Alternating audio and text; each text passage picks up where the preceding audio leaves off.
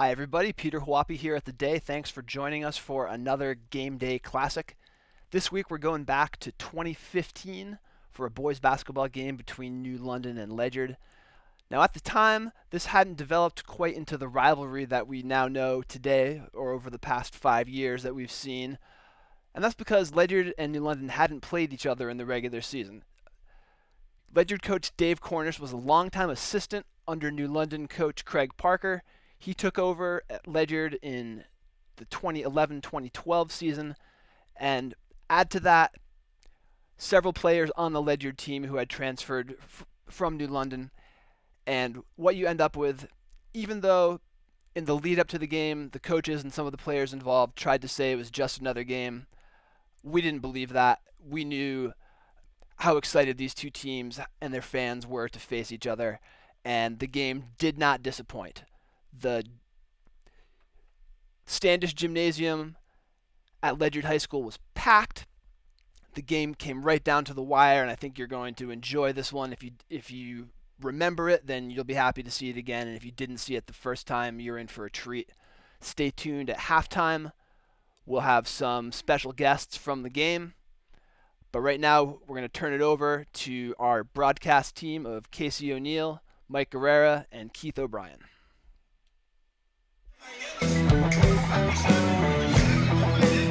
A Shakespearean setting here tonight at the Standish Gymnasium on the campus of Ledyard High School. I say that because methinks the coaches doth protest too much. The setting here disagrees that this is not a big game. In fact, the crowd says it's a huge game. And you're watching it here live tonight on Game Day on theday.com. Casey O'Neill along with Michael Guerrera. And Mike, doesn't get any better than this. Casey, it is electric, and we still have 9 minutes until game time, so things are going to be rowdy. There is Standish room only in the Standish Gymnasium tonight already. The game was already packed for the JV game, and people still filtering in. They said they're going to hold the game up until they can try to fit as many people in as possible. So we have two teams with one loss combined. Should be quite an affair tonight. A lot of energy tonight, and speaking of energy, let's go down to the sidelines to the sports doctor, Keith O'Brien. Casey, Mike, it may be a cold winter's night, but it is certainly warm and hot inside this gym in Ledyard, Connecticut, as we match up the two best teams right now in the ECC and probably two of the best teams in the state in New London and Ledyard. And I don't know about you guys, but this gym kind of has a feel of an old Boston Garden or a Cameron Indoor Stadium like in Duke. A lot of students packed in here tonight, a lot of faculty packed in here tonight, and a lot of celebrities as well. NBA players, ex-UConn players, and players from the ECC all over. Tonight is the game of the year in the ECC, fellas. Two high-powered teams. I talked to both coaches before the game. Coach Parker, Coach Cornish, both downplaying it. It's just another game. It's just the name of the game in the league. But the players know differently. Big game, fellas, on both sides. Have fun. Thanks, Keith. You are, of course, watching the MJ Sullivan pregame show tonight on Game Day. Well, let's get right into it. Let's talk a little bit about who the players are that we should be looking at tonight here on the game. Yeah, Casey, let's start with the Ledyard Colonels, and that man is Deonte Burton, the senior guard, one of the quickest players in the ECC. He's part of the Good Hands team, the league's best ball handler. He's the hands-down catalyst of the Ledyard offense, and he's a lefty, but he's just as adept at scoring the basketball with the left hand as he is from stepping out and shooting the three with the left hand. He's the guy to watch on the Ledyard team. And then for the visiting New London Whalers, the guy is senior guard Colin Soar. We saw him struggle a little bit against Waterford in their game we had for you on Game Day on theday.com last time around. But he is among the state's scoring leaders at 27 a game. He's a deadly shooter, making more than 50% of his shots from downtown. He's headed to St. Thomas More next season, where he'll play prep as he hopes to get an offer from a big-time college, and the potential's there, and that's why he's headed to St. Thomas More. Those are your guys to watch for tonight's matchup. Now, there are other players to watch tonight, and for example, Ledyard seniors Leo Clinton and Rashawn Young both transferred from New London. They brought size and toughness that the Colonels lacked.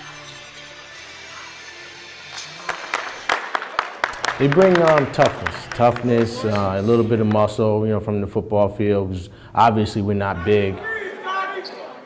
But, they bring toughness, especially Leo. He's been learning on the fly. Every week he's getting better and better.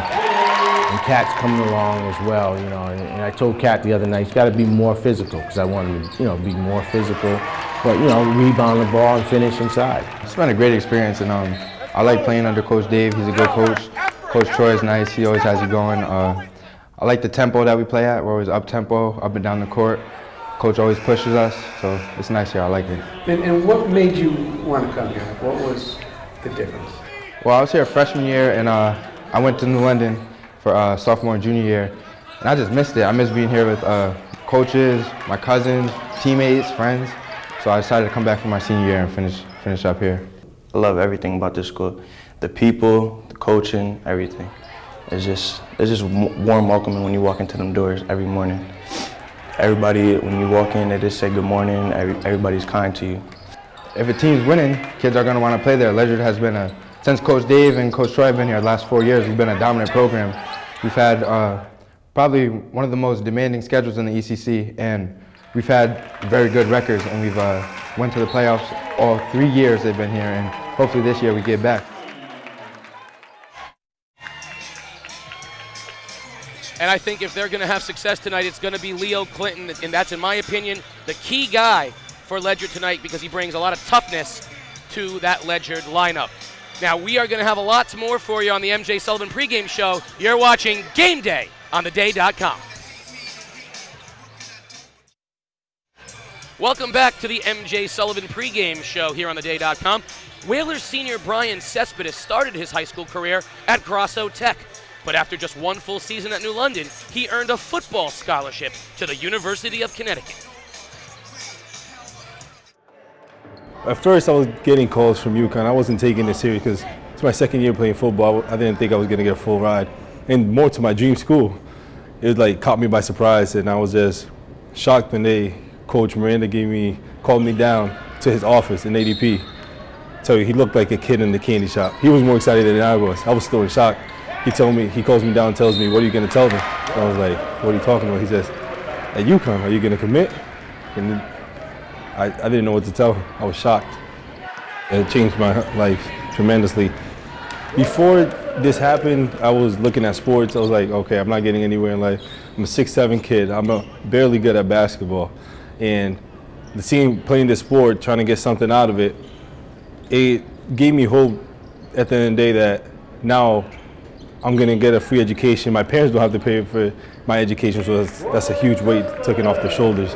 Good decision on his part to come to New London as a junior, and for the football coaches to encourage him to come out and play football.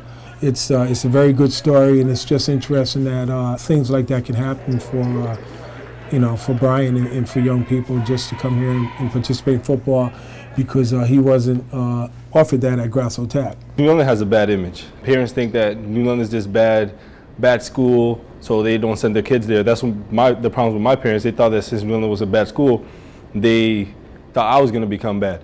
But I think that you become bad if you want to. If you have your mind set on a goal and you want to achieve it, then you achieve it. You don't let anybody else bring you down. You don't let the environment change your outcome.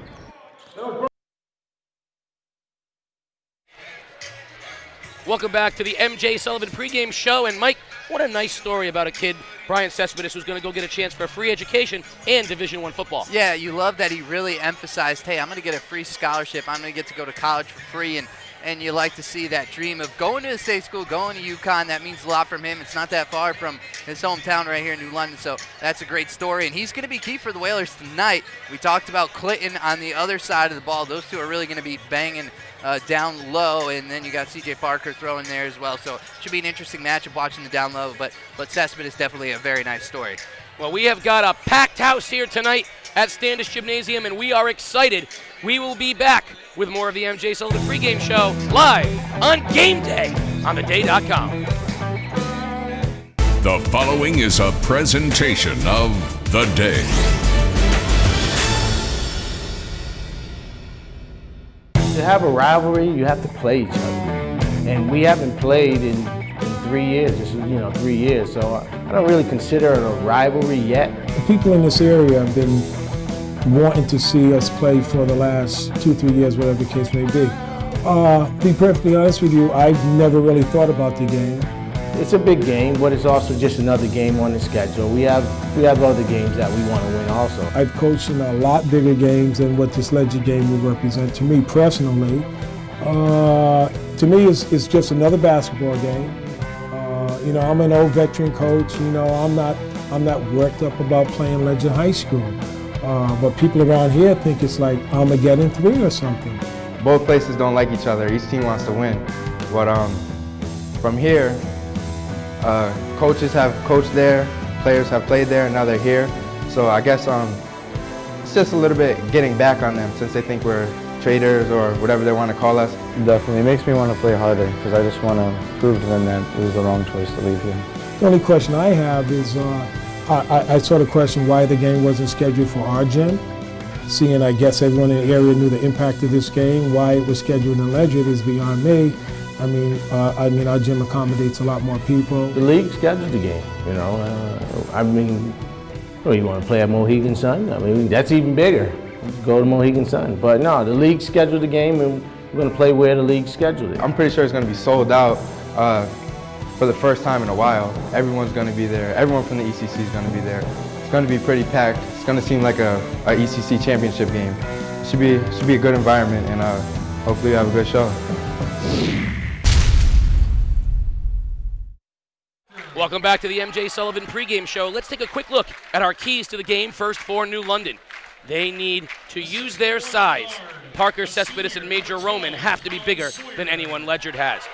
Tempo, tempo, tempo. New London has to set a pace, but they cannot run with Ledyard. And Sawyer and Lake have to combine for more than the 13 points they scored against Waterford. And for Ledyard, they need to make shots. They're likely to see that 1-3-1 zone. Graham, Bruton, and Whipple need to make threes. They got to combat that big New London size, and they have to find a way to guard Colin Soar. The New London starters, Mike. Starting for the Whalers, seniors across the board. Guard Navate Metz, guard Seth Lake. The wing, Colin Sawyer, CJ Parker, the forward, and Brian Cespedes is the center.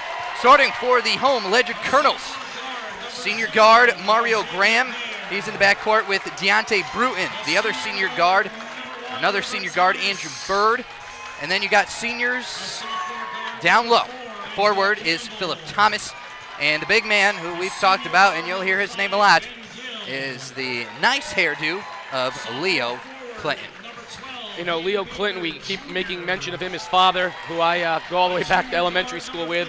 They're a New London family. Leo came here, played football this year. And I talked to athletic director Jim Bunicor, and he said Clinton's impact as an athlete, as a leader, and as a physical presence is just astonishing. He just gravitates and exudes this confidence. They're going to need that on the floor tonight. It's going to be more than just his physical play. It's going to need to be the presence that he brings. Yeah, as a senior forward, he's going to really need to battle, but I mean, there's something to be said for that kind of steely toughness, but also a calm, and I think he can bring that, and that almost rattles the visiting team. He's got the home crowd behind him. He knows the match. If you heard him talking about it, he knows what's going on. These players on both sides of the court know what's going on, and they both are hungry. Ledyard has one loss. That was to East Hartford, so neither team is lost in the county or in the region. So it should be really interesting to see. And Clinton, obviously, on one side, a guy who we saw come up big against Waterford with C.J. Parker. Obviously, he's kind of got that similar mental and physical toughness that we see from Clinton. So it's gonna be fun, Casey. It's gonna be fun. An excited Ledyard student body right now. This is the biggest game that they have had on this floor since they have been in high school. It is an exciting atmosphere, and we are almost ready for tip-off. We are very excited to bring the game for you here on GameDayOnTheDay.com. You can feel the tension. You can feel the little, it is hot. People are very excited, and we are looking forward. We are almost time to bring it to you. We are about to rise and play our national anthem, and it will be presented to you tonight by Ledyard's Carter Smith. Carter Smith with the national anthem. You're watching Game Day. Please show your support for tonight's officials. Thank you. Now, ladies and gentlemen, we'd ask that you please rise and remove your hats for the singing of our national anthem. Tonight's anthem is being sung by Ledyard High School student Carter Smith.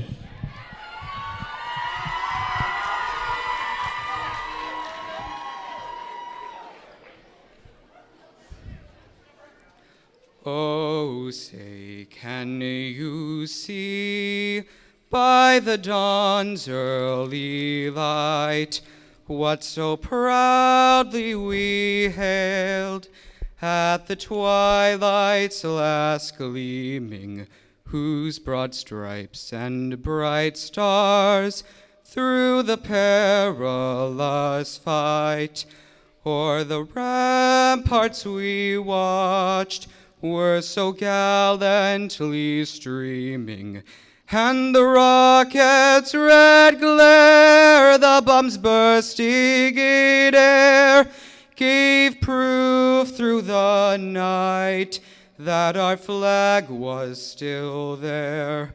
Oh, say does that star-spangled banner yet wave o'er the land of the free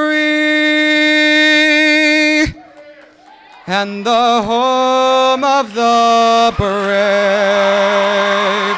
Go Colonels! A Ledyard High School student with your national anthem. And before we get to game action, Casey, we'll just read those referees. We have a 3-referee crew tonight. Normally in high school, you're only going to see 2 guys in zebra stripes out on the floor, so that kind of explains to you the importance of this game in mid-January. Starting with Tony Nacito, Tony Gigliotti, and Dave Cruz. Those are your referees that you'll be seeing running up and down at a brisk pace tonight. The tempo should be quick, and those guys are going to be piling up the sweat as well. As you wouldn't know it from being in here that it's about 20 degrees Fahrenheit outside, because it's about 80 in here. That's the best crew for the ECC that we can have. For those of you that have been in a cave somewhere for the past 2 years, of course, the big storyline tonight, head coach Gabe Cornish and assistant Troy McKelvin coming over from New London a few years ago to take over the Ledyard program. Deonte Burton, along with Leo Clinton and I believe, and one other player who's coming over from New London as well. So we've got kids who have been playing against each other their whole lives, and this is the first time these 2 teams have played since then. And so, though there may not be a rivalry in this game through history, try explaining that to the kids on the floor tonight. Yeah, it'll be very interesting with the kids. And the rivalry starts with the coaches, and it boils down to the kids. And let's play, Casey. All right, tipping was Cespedes and Clinton, and we're going to re-jump it here. Saw earlier the floor. There's some water on the floor. They're going to try to keep this thing clean. We'll re-jump it. New London in the yellow, the gold of the green and gold. Ledyard in the home white. Ledyard going right to left, and New London left to right. Cespedes and Clinton. Cespedes wins the tap to Parker. He'll give it over to Metz, and New London will have the first possession of tonight's game. Metz finds a cutting Cespedes. He has trouble with the ball, and he moved his feet. We're going to get a walk, turnover right away. But right away, you see New London trying to get the ball inside to Cespedes. Yeah, I mean, they have the height advantage, no doubt about it. The physicality, Leo Clinton can match it, and Phillip Thomas has some size down low, but you like it, try to get those easy, high percentage shots early, especially when you're on the road. Try to take a little momentum out of the home crowd. New London in the 1-3-1.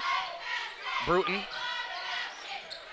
shifty ball handler with the left, off of a screen from Thomas, and they're going to get a foul on Phillip Thomas, setting the moving screen up high, and both possessions so far for each team resulting in a turnover. Yeah, defense is really clamping down, and it's good defense, not sloppy play yet. So we'll have to keep an eye if things kind of deteriorate. But you're going to see a lot on the screen tonight. Both coaches are going to be very animated. I know they downplayed the game before the game, but you'll see in game it's going to mean a little more to them. Ledyard in man-to-man. Bird gets the task of guarding Sawyer, and he is up tough in his grill. Sawyer struggles and loses the ball over and back to Metz. Great defense that time. Andrew Bird with the defense for the Colonels, disrupting Sawyer, and another turnover. Yeah, he's got a big wingspan and really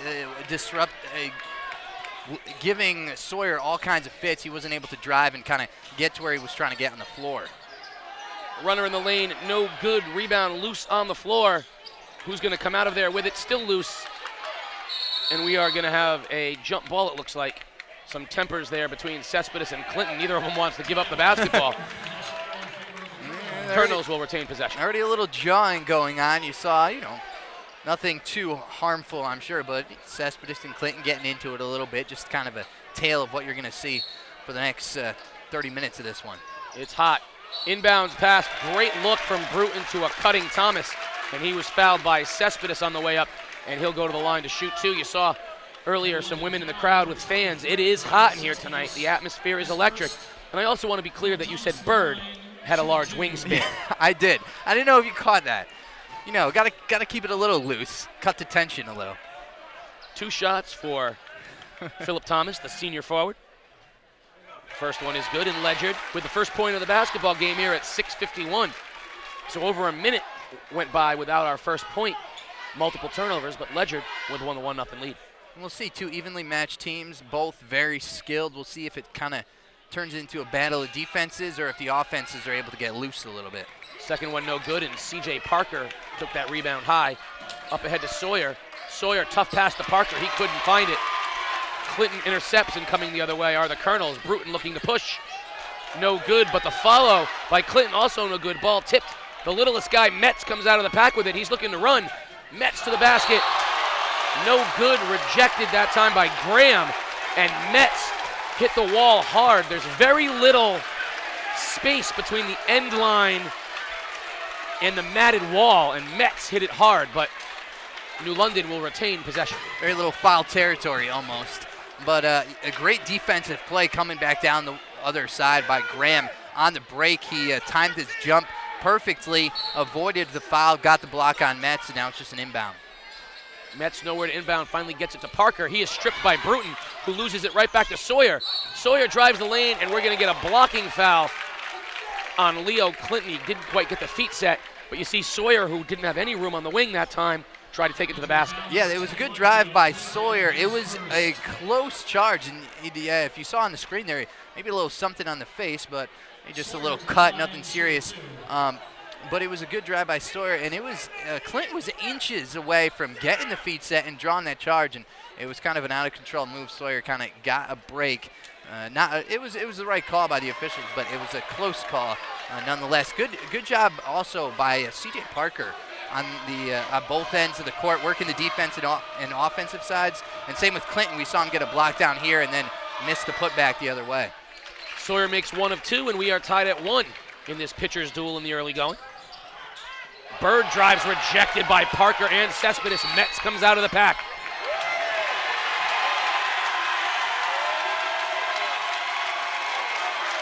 And we are going to get a technical foul called on Brian Cespedes of the Whalers. Referee Tony Gigliotti. And the Ledyard fans are shouting, "You can't do that," because he was jawing a little bit. And they're going to keep tight reins on this thing here. They do not want emotions to be the story tonight. They want the play on the court to be the story tonight. And we're going to see a couple of foul shots from Bruton. Yeah, you don't want to give away free points early. And Coach Parker is just going to call his guys over, just calm them down. Cespedes, you saw in the intro, he's a good kid. He's not a mean-spirited kind of guy. Probably just getting into it. We talked about the crowd. You can see the crowd. You can hear the crowd. You can feel the crowd at home. And, Cespedes just a little too intense early on. Just rein it back in. Let your play do the talking. Don't use the words. Bruton makes the first and the second. Ledyard with a 3-1 lead. They'll have the ball. In that pause there, you saw New London assistant coach Arnie De La Rosa talking to the kids to calm them down while Coach Parker worked the referee. And then De La Rosa smartly went over and got Coach Parker out of there before it becomes more than it has to be. Yeah, you don't want another technical. Wild shot by Thomas, no good, and Cespedes with a strong rebound. Ledyard 3-1, 6 minutes here remaining in the first period. Metz pushes against Bruton. In it goes to Cespedes. Little hook in the lane, no good. Rebound by Clinton. Ledyard will try to run. Bird to the basket. Wild shot, no good, but we're going to get a foul on the Whalers. It's going to send Andrew Bird to the line for 2.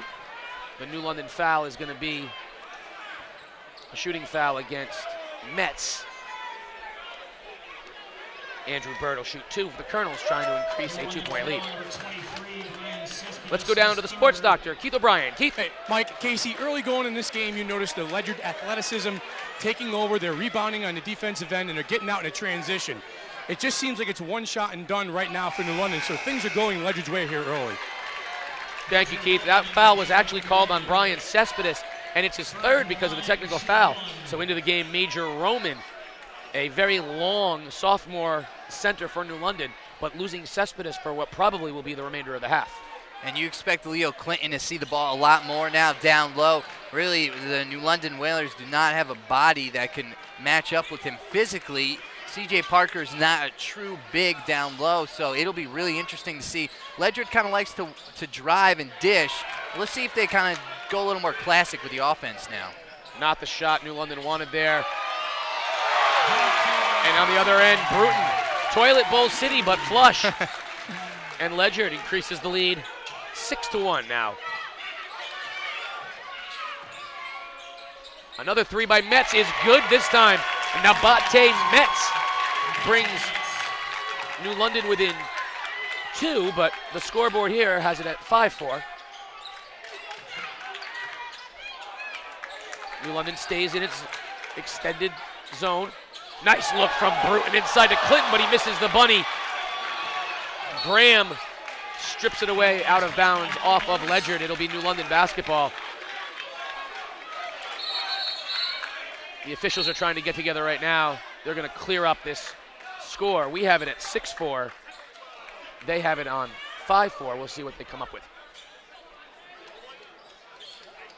And while they're figuring this out, so far you got to like the play of Ledyard. The offense seems to be running a little more smoothly than New London. Seems a little disjointed, and a big shot by Metz to get that 3 and kind of give New London a little momentum, and we got the score corrected. So it is 5-3. The shot by Bird, I think, was the one in question. That was kind of right on the line, they're saying. So 5-4, but New London's got to work the offense a little more. It's a little disjointed right now. Oh, great pass by Metz into Roman, and the length over Clinton gives New London its first lead at 6-5. Good use of the height. He doesn't necessarily have the body, but he has the height on Clinton, and he used it really well there. Kick on Lake. We're going to get Ledyard retaining the basketball. Now, the one thing about Ledyard point guard Deonte Burton is that he is incredibly crafty, shifty, a little tiny Archibald-esque, and his vision is outstanding. So you never know where the ball is going to go. It caused problems for Ledyard for a few years because they weren't used to getting passes in the places that he would get them to. Bruton pulls up for 3 and buries it. 3 from Deonte Bruton, and Ledyard back up 8-6.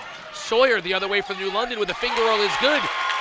And let's start from scratch. 8-8 with 4 minutes and 6 seconds remaining. Graham's shot blocked in the corner by Parker. Roman comes out with it, ahead to Sawyer. Sawyer pulls up for 3, got it! There's Colin Sawyer. Tongue's already coming out. Back the other way, Bruton drives. Scoop no good. Roman off to Parker. To Lake, Ledyard pressuring. And we're gonna get a foul on Mario Graham, the transfer senior from Fitch. But right now what you see Ledyard doing is Ledyard attacks the ball off the New London rebounds. If the New London bigs bring the ball down at all, a lot of hands there stripping the ball away. Yeah, they've done a good job right there, though. Graham a little too aggressive and drew kind of a cheap foul. You don't like to see those. You'd rather just drop back and play good defense, but he's a guard, so he doesn't necessarily have to worry about the fouls really stacking up on him. Pretty move in the lane by Seth Lake, and the fall away is good. New London with its biggest lead, 5 at 13-8. You see Scott Whipple into the game for Ledyard, replacing Bird. Whipple, a three-point specialist.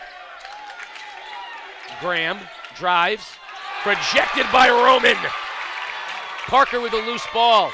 Major Roman showing his talents here in the early going. The other way, Lake, pull up 3, no good.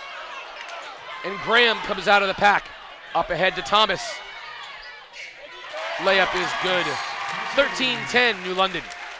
Nice take by Thomas. He had Lake kind of in his way, and instead of kind of hesitating or passing it off, he just took it at him, and Lake kind of bailed out. and it was an easy bucket. So far, nice job. New London's offense has woken up quickly, thanks to Colin Soar with a couple quick baskets and maybe another one here. Yep. Speaking of it, and there is an interesting thing. Bird was guarding him before. Whipple has him now, and a great screen freed Sawyer up.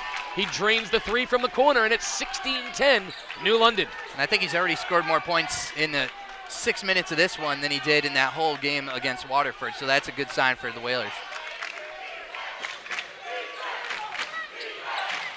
Bruton on Metz. Ledyard, deliberate, taking its time. Graham drives on Parker, and they're going to call a jump ball. Good call that time by Dave Cruz, our official, as C.J. Parker got all ball, and New London has the possession arrow, and they will have it in a 6-point lead. And that's where that zone, that 1-2-2 kind of hybrid zone that New London is playing, Seth Lake collapsed on the ball. C.J. Parker came out, and they were able to get a hand in and force the jump ball. Long three is good. Nabate Metz.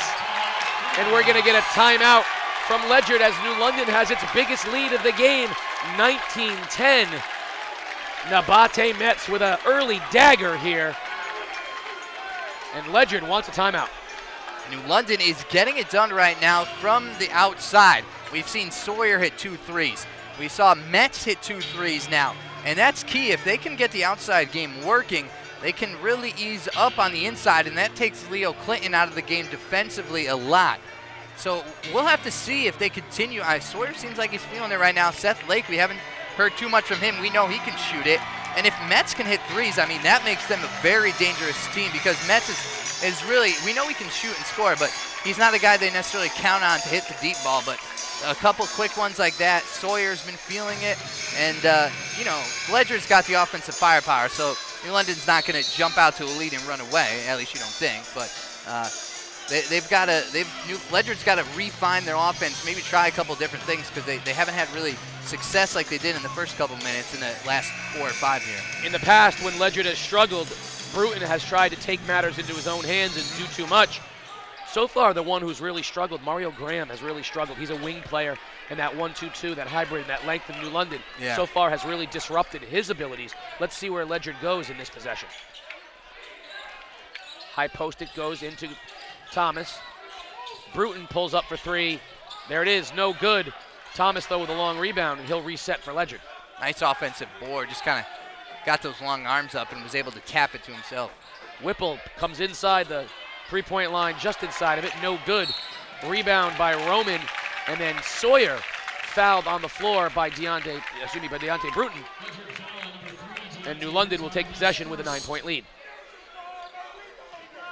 And you can see Ledyard's really trying to establish the outside shot, and that's dangerous if it's not falling. You'd like to see Leo Clinton involved a little bit more in the offense, even if it's an inside-out kind of passing attack.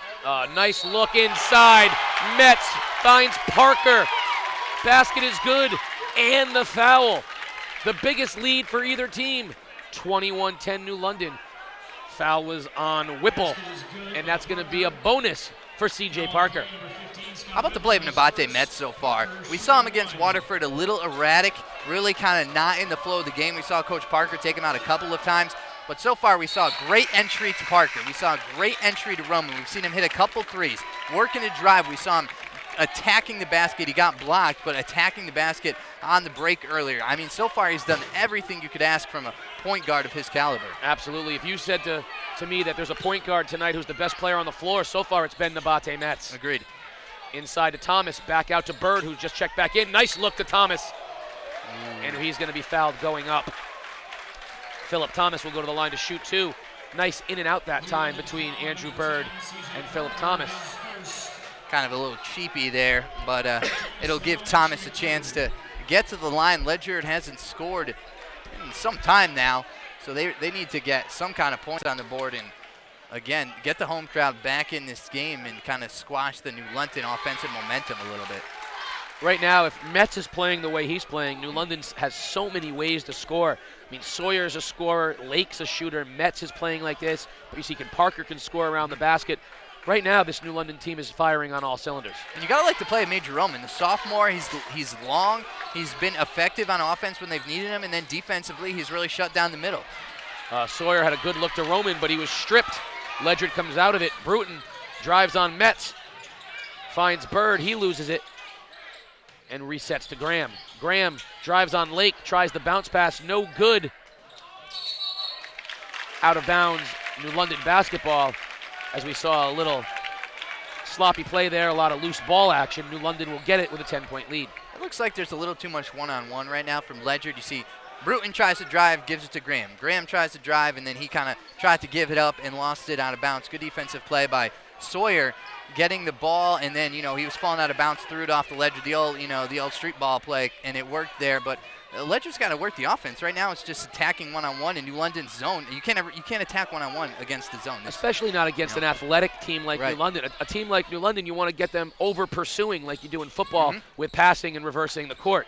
Inside Roman, athletic layup. I'll tell you, Major Roman is a heck of an athlete down there on that block. Steal by Sawyer, and that's going to take us to the end of the first quarter. 25-12 New London. You're watching Game Day on theday.com. Welcome back to Game Day on theday.com. Ledyard, New London. And right now, New London having its way 25-12 at the end of the first quarter. Mike? Yeah, Casey, the play of Brian Cespedes has been non-existent. The guy who came in for him, Major Roman, we thought Cespedes was going to be more of a factor. 3 fouls kind of put him out of this game, but Major Roman has really filled in admirably. And before we get to second quarter play, let's go to the sidelines to Keith O'Brien. Keith? Casey, Mike, in between the first and second quarter, head coach Dave Cornish stressed finding shooters on the perimeter in a set offense, even on transition. New London getting too many open looks, rebound the ball, and finding shooters in transition. Thank you, Keith, and good point. As we get back into second quarter action, we'll talk about that a little bit when we get a second here, as we will, is the drive and the foul. So that'll be 2 shots for Mario Graham as he'll go to the line and talk about that point that Keith just made over here. Cornish in the huddle during the break there. Well, I think he was disappointed on 2 fronts. On the defensive side of things, they were not finding the shooters, and New London was getting too many open looks. And on the offensive side of things, you nailed it. They were trying too hard to penetrate against this zone through dribble penetration, and instead of using the pass, get New London over pursuing and getting that zone moving, laterally, then attacking it, pass to the high post, kickouts, things like that. Graham second, up and good, so he sinks both. And Ledyard creeping closer now as we have a foul. Metz trying to drive up the floor. That's going to be on Bruton. That is number 2 for him, so something we'll have to keep an eye on as we're just 15 seconds into the second quarter of action. Well, what Coach Cornish tried to do there was try to go a little full court pressure, a little trapping pressure off of the free throws. It's tough to do pressure if your point guard has 2 fouls. Seth Lake has been somewhat quiet as he hasn't needed to score, and there's the man of the game so far, Metz, and that's an ugly-looking 3. And Ledyard pulls it down. There's Bruton again up the court, the left-handed layup up and under, no good. And Sawyer on the break, uncovered, nice pass to Roman, and he puts it away, but that play was all on Colin Sawyer's shoulders. Athleticism on both ends, Sawyer with a look, and a major dunk that time by Roman. 3 back the other way is good from the wing from Andrew Bird. The Birdman has flown in, 26-17, so Ledyard waking up a little offensively, and this crowd, as you can hear him, getting into it. Metz can't answer, and the rebound goes to Ledyard. Wild pass, Graham hauls it in, up all the way to the basket is good, and here comes Ledyard right back at New London. No one from New London got back that time. An ill-advised shot by Metz. Got to recognize when other people are hot. Instead, the long rebound, and Ledyard ran. No one got back for New London. Parker trying to work on Thomas. Good defense. Now Parker with the drive, kind of in a bad spot, goes up with it. And an elbow down to the face of Parker, inadvertent. The refs let him play. Here comes Bruton back the other way with the left hand, all the way up, no good. Lake taps it out to Metz, who pushes back the other way. Parker open, he has Sawyer, takes it himself, and it's good. And finally, we can catch our breath a little bit as the refs slow things up. I don't believe we have a timeout along the sidelines. It looks like they're going to check on C.J. Parker, and it's going to be a New London timeout. C.J. Parker kind of hobbling. You saw him take kind of an elbow on that drive there. Yeah, he took a hard hit to the head area, went down hard. You can see him there, just a little bit winded as well. The pace right now is frenetic. You know, a game like this does not necessarily take its toll yet. Fourth quarter, you're going to find these teams very winded. They are really running up and down the floor right now. Right, you know, in a game like this, a 9-point lead can evaporate in a hurry. And I think Coach Parker recognizing that, he's putting Trey Scott into the game for New London. You're going to have to get some bench play both sides of this thing because it's hot in here tonight and they're running. Yeah, and so far New London's gotten some play out of their bench in the form of Major Roman. I mean, if we can just rewind, that was a pretty incredible play. And we know he's got the talent, but are you surprised in a game like this, a sophomore really stepping up for the Whalers? And nothing surprises me in that regard. What I am surprised by is the gentleman that we just saw doing the funky Macarena hip-hop style. You, sir, have a talent. America's Got Talent right there. And now you've got a resume, a video resume. You can go online, GameDay at theday.com. After the game, watch the replay, pull your Macarena clip, and get it off to, like you said, America's Got Talent. Back underway here. 6 minutes, as you see, on the clock. So lots of time till half, and then a whole nother couple of quarters after that. Ledyard slowing it up. Bruton methodically driving the ball out of control. Bird passes it off to Graham. And then an offensive foul. Graham just got his elbow where he couldn't put it. And good defense by the Whalers. And it'll be a turnover on Ledyard. Little flop in action that time by Nabate Metz, but a good one because there was contact. The arm went up from Graham, and Metz rightly went to the floor to draw that foul. Metz telling Lake where he wants him on the floor. Lake a little between the legs. Top of the wing, screen from Rowan. Lake gets open for the three, no bounce. And here comes Bruton. Trying to drive on two guys. Good defense by the Whalers, as you saw Lake and Metz getting back, and now a little scrum on the floor. Gonna have a jump ball. You see Nabate Metz there with the basketball, the littlest guy on the floor, but he is involved in everything. And a nice move right there. Seth Lake pulling him aside. Keep your emotions under you. You are our point guard. You need to be under control. And we are going to have a substitution for Ledyard. Out comes Mario Graham. In comes Isaiah Campbell, a sophomore guard. A little bit of a trap, a little backcourt pressure, not a full-on trap from Ledyard as Lake gets it across. Still looking to drive, and just a little too much harassing by the just-entered Campbell as he's in and quickly picks up his first foul. Lake is definitely more comfortable spotting up and coming off of a screen than he is working his own shot off the dribble. So Coach Cornish, knowing that, wanted to get some pressure on him, but a little bit overzealous that time by Isaiah Campbell. And we are in the 1-and-1, New London, so they'll shoot 1-and-1. 18 fouls on Ledyard, 5 on New London, so still a few fouls to go before Ledyard will get into the 1-and-1. First shot no good, and Ledyard pulls it down back the other way as Bruton drives, loves driving with the left. Nice take, the lane opened up. The C's parted, and he goes up for two. A little bit of pressure again by Ledyard. They fall back out of it this time. New London with that 7-point lead. You can see right away these two teams can go on runs either way very quickly. A little bit of a hybrid lineup right now. C.J. Parker coming to the scorer's table, so he'll check back in. Metz another three, and that one's good. So he shoots it over Bruton and pushes the lead back to double digits. And that's the way you go about doing it. 9 for Nabate Metz, all 3-pointers. That's how you go about with your emotions. You stick a 3. Unfortunate that time. That's a slip right there. They're going to have to take a look at the floor. That's a slip by Bruton, but he's going to get called for the travel. And again, it's hot in here. There's a lot of moisture. These players are sweating, so the floor is going to get a little messy and definitely have to clean it up at halftime. But like you said, a simple slip. Oh, you see Seth Lake that time. He's not comfortable with that pressure, and he gets called with the offensive foul as he brought his arm up. Little arm bar action that time to ward off Campbell. So Lake uncomfortable with that pressure.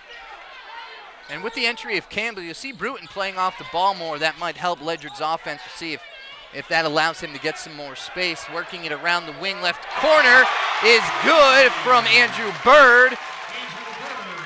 And the threes are raining down here in the Standish Gymnasium. Metz on the drive loses it. Sawyer quickly picks it back up, and no one defended him, but the layup goes begging out of bounds. It'll stay on this end of the court. Yeah, Bird's a heck of a shooter, and you cannot give him that open look in the corner, and that's what Coach Dave Cornish was saying. We got to find shooters, find shooters. They found Bird. He nailed the three. Ledyard clearly not rattled by somewhat large deficit they faced earlier. Inbound to Roman, and that's the classic inbound play. If you could jump over everybody, you grab it and you dump it in. A nice play on the inbounds, and London pushes it back to 9. We saw him dunk that against Waterford last time. He is just so long, you put it up there for him.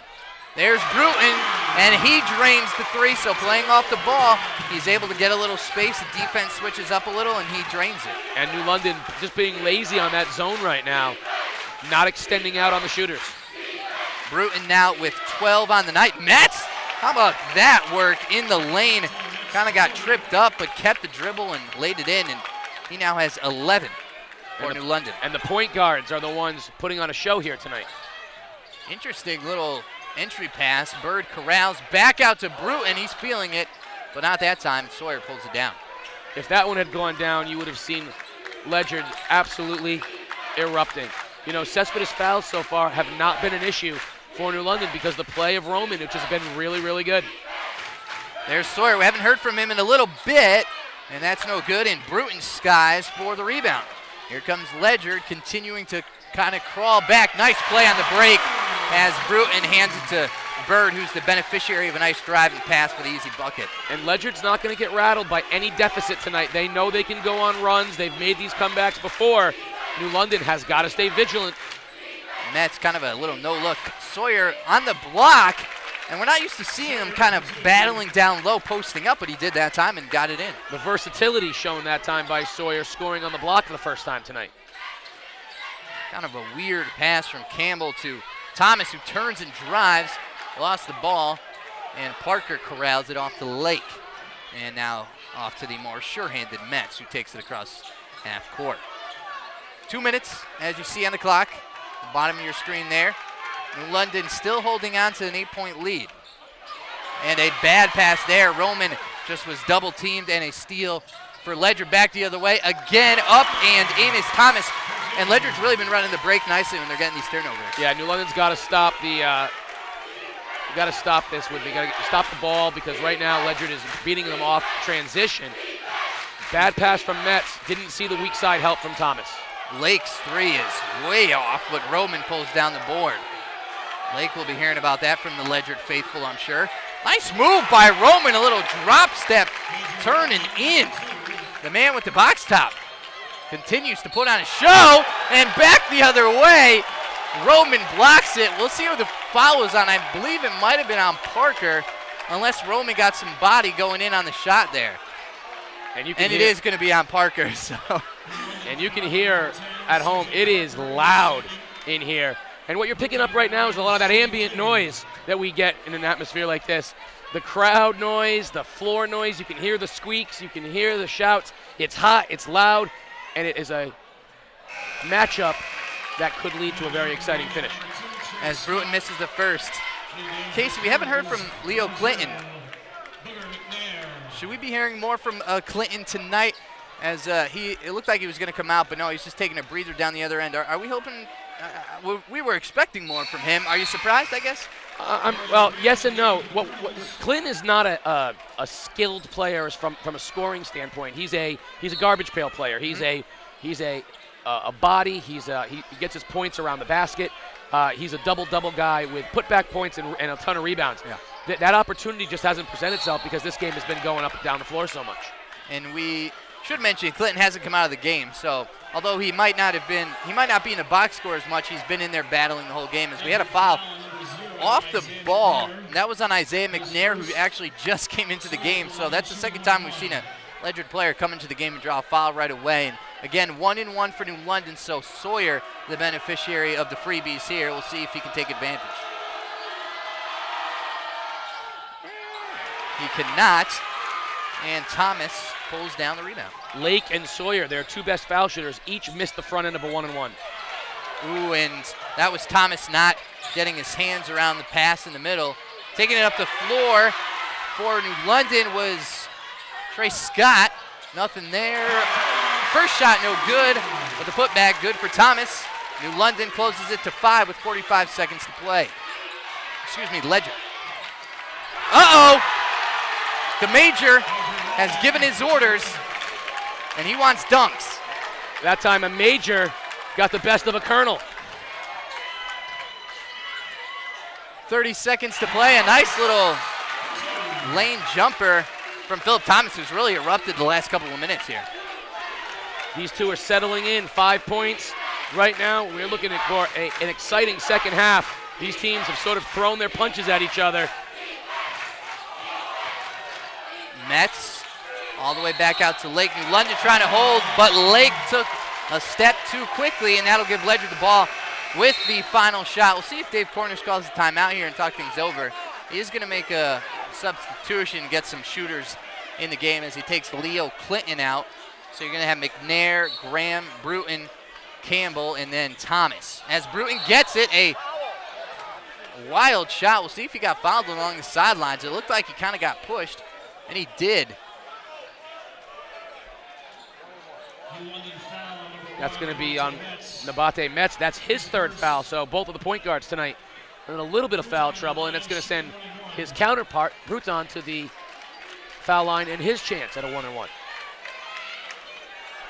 And again, this game has a lot of action left to play, so make sure to stick around for the final, first the halftime show, the MJ Sullivan halftime show, and then the final couple quarters. The front end is no good, but Thomas corrals up, no good, but now he will go to the line for 2 free throws with 1.2 seconds. So really poorly managed last 5 seconds of this half by New London, drawing 2 fouls and giving Ledyard a chance to close the lead even.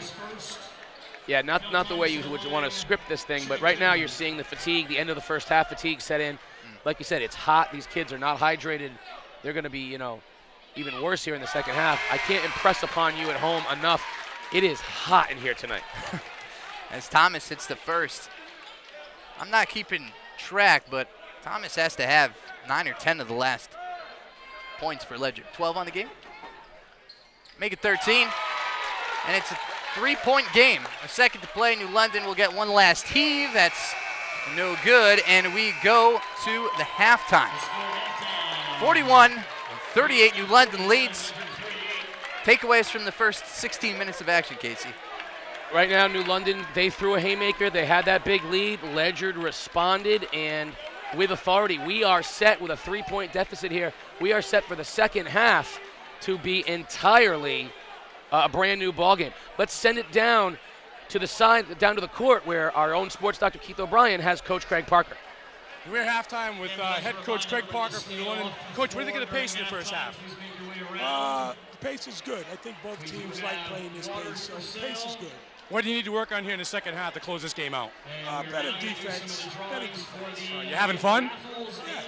Good times. Good luck. That's it. Craig Parker's having fun, you're having fun, and it is hot in this gym, fellas.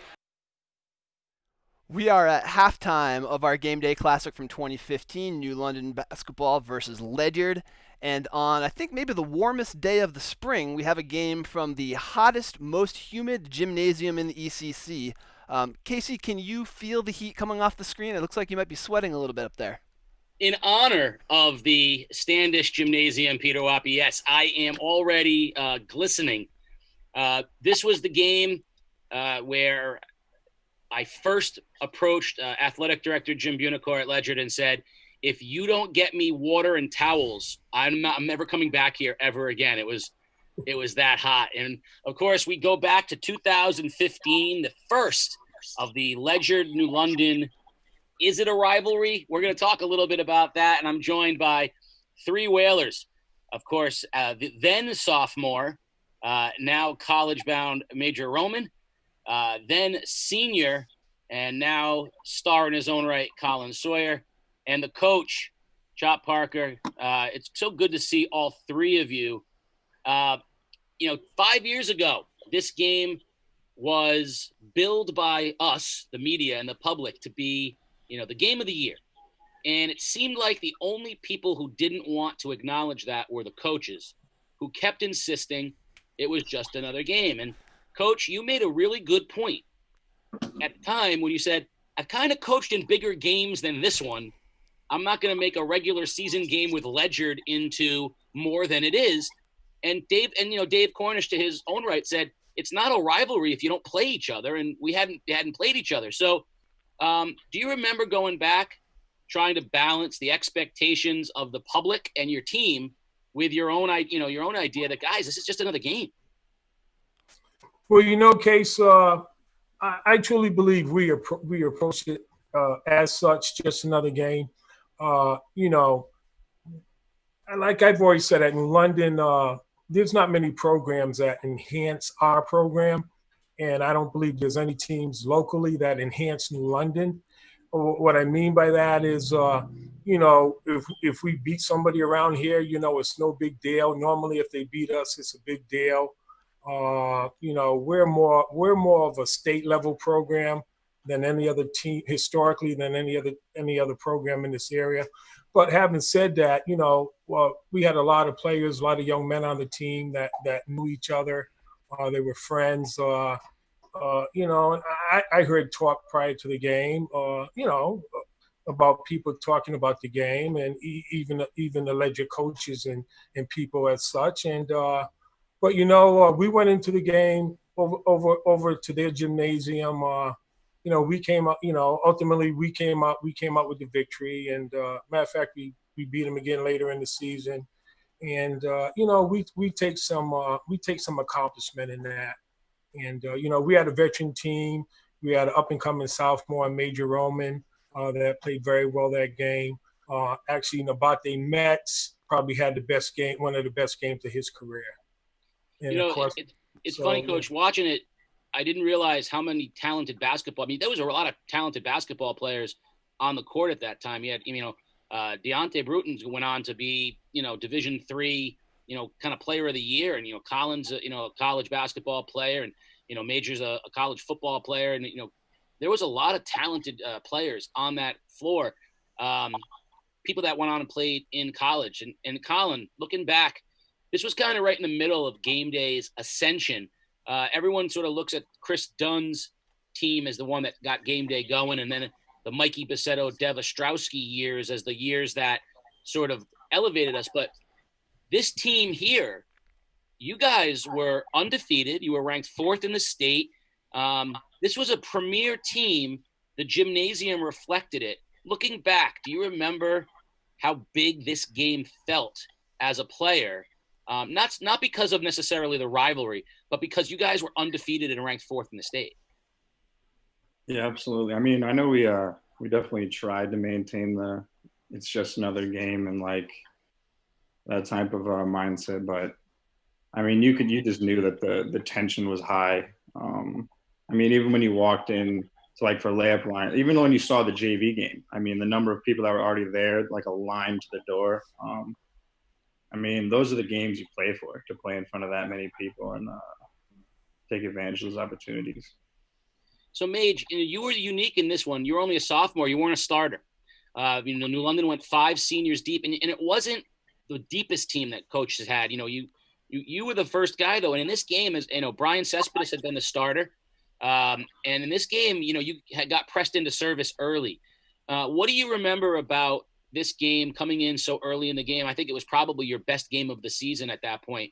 What do you remember about being a sophomore on this senior undefeated team? And what do you remember about getting called into service in this game? Yeah, like Colin was saying, just walking into the gym, you could feel the atmosphere. You could tell that people had come to see a good game. And I really enjoyed being on that team. It was a senior-led team.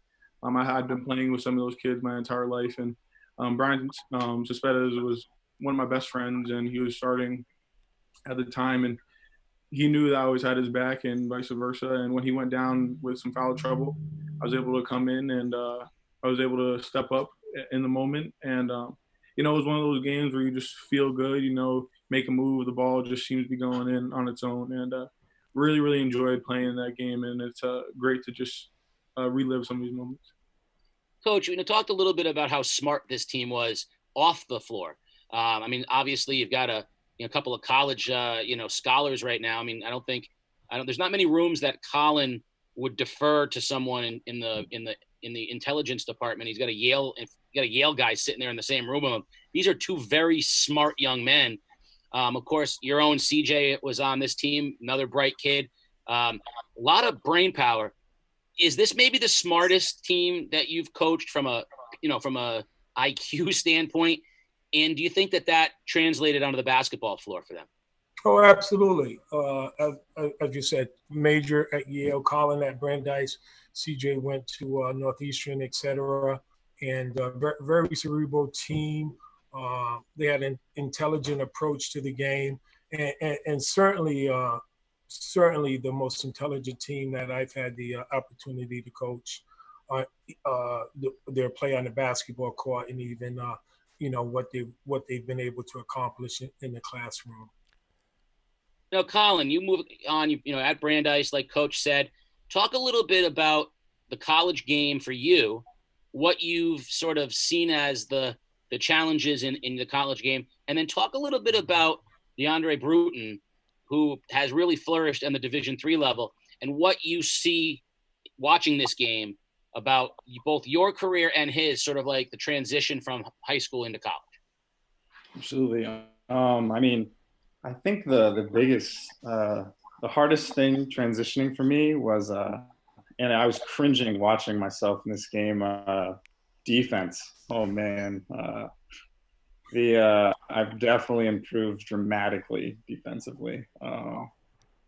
And the other point of just like the physicality. I mean, I know in my post-grad year, I put on 30 pounds from when this game was from. And then I was a freshman and I felt like I weighed too much and I wasn't quick enough. So now I'm like 10, 15 pounds less than that. And it's like a perfect medium. But I mean, it's definitely with all the cerebral stuff, as you get higher up levels, I mean, the game becomes a lot more complicated. And I mean, when we're playing teams, they're really like taking advantage of mismatches. Just like, I mean, in this game, which is partly why I think Major flourished. I think we really emphasized that we were bigger than them and that he really needed to step up this game and that he could play a dominant role. And he clearly did.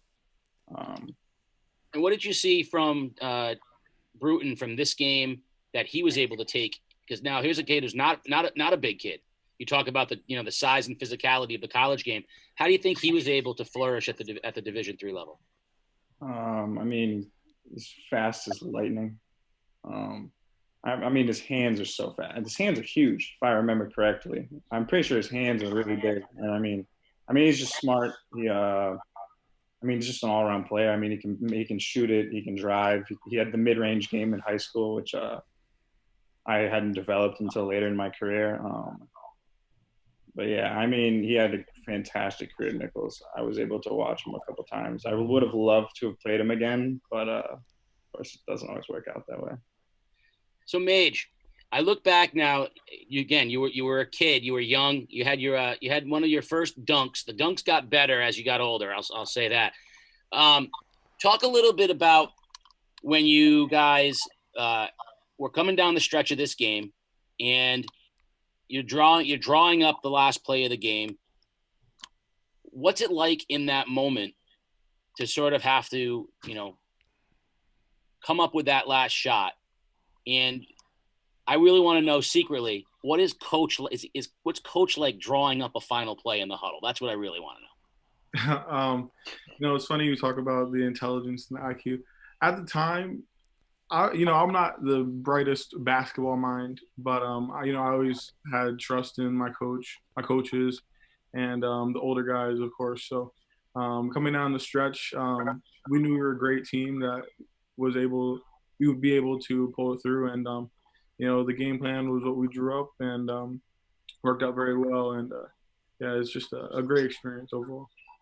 Coach, what do you remember about that last play? Of course, you want to get the ball into your senior, one of the scoring leaders in the state's hands, and you did. What about that last play do you remember most? Case, it just happened so fast. I really don't recall anything in particular other than the final result. Like I said before, Colin Sawyer made one of the biggest assists in the history of London High School basketball. And it was my son that was on the receiving end of it, and I just remember being very very happy, very rewarded. You know, just for our program, and a nice win for us, and get out of town, get back to New London. Other than that, the play I can't even remember the play that we designed that we called. Maybe Colin can. I'm gonna ask Colin. I'm not gonna put him on the spot for that, but I am gonna ask him something about it, which is CJ was kind of we kept calling him the glue guy all the time, which is usually a nice way of saying the guy that doesn't do anything well enough to single out, but does everything pretty well. So it was kind of ironic that they really chose not to guard him on that play. They wanted to take Seth Lake away and they wanted to take you away and all that. When you had the ball in your hands, I don't need to know about the play, but just walk through. Were you like eyes like this when you saw CJ? Yeah, I mean, I want to say, so I remember I got the ball and CJ came up. I know I rejected the screen and went left, and I had like a step on, I want to say Andrew Bird, and then someone stepped up, help. And I mean, definitely going through the play, the last thing in my mind was probably to think to pass, if we're being honest. But he was so open. It just that's when the instincts and IQ kick in. I mean, it just was like, for all I know, the time could have ran out. I don't know. It just it happened so fast, and I just made the play. But yeah, honestly, now if it happened again, I wouldn't be surprised if I pulled up mid-range instead. I don't know if the result would be different, but.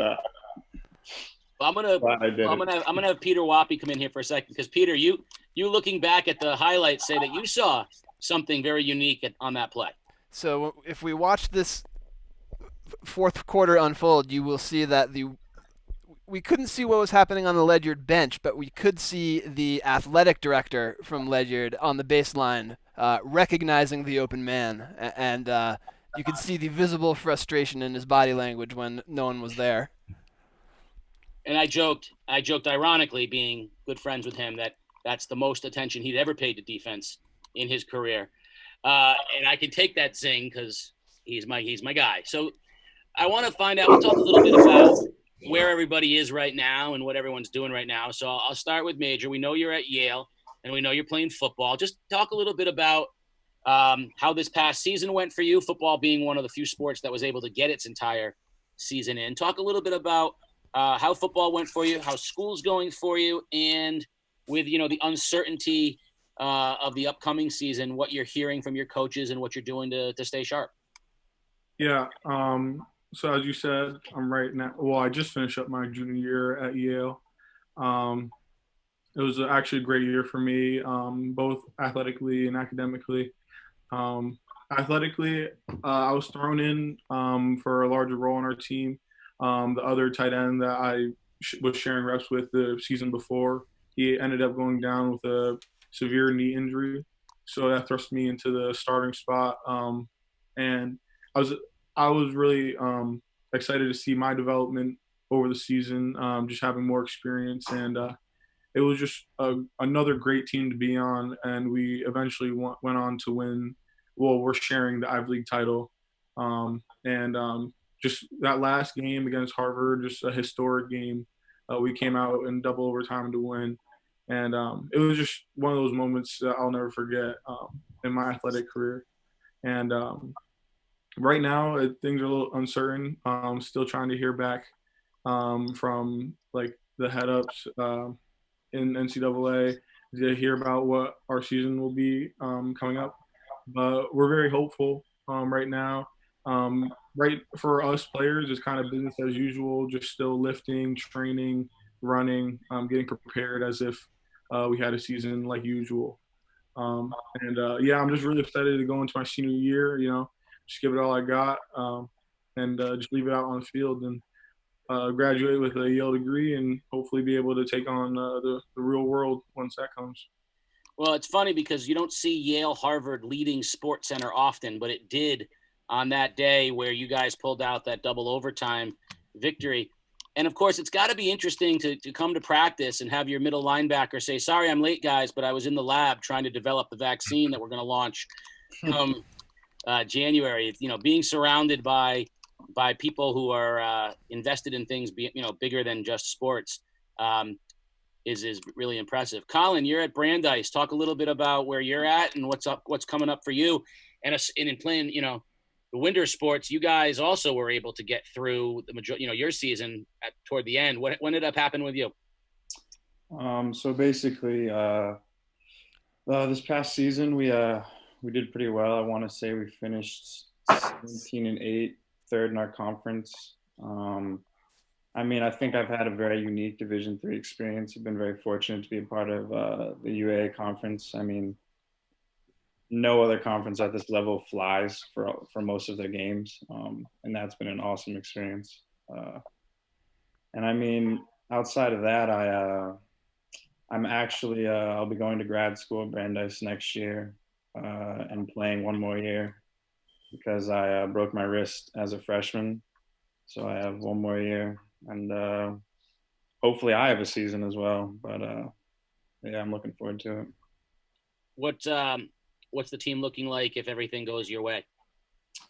I'm excited. We're only losing one person, my best friend, who actually broke the school's 3-point shooting record this past year. And I'm going to try and beat it, but it's going to be tough. He's something. And then we actually have a pretty talented group.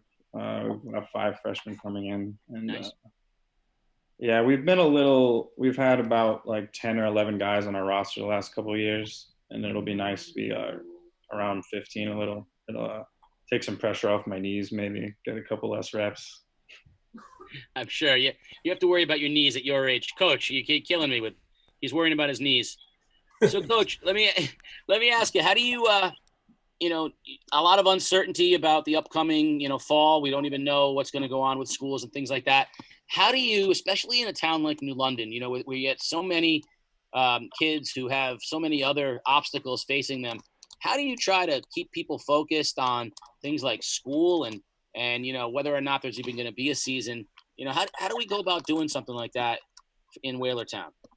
Well, I can tell you if I base it on my own house, it's very difficult because I have a daughter in high school that you're obviously currently not attending the school right now physically. It's all over the computer, learning and stuff, and it's pretty interesting.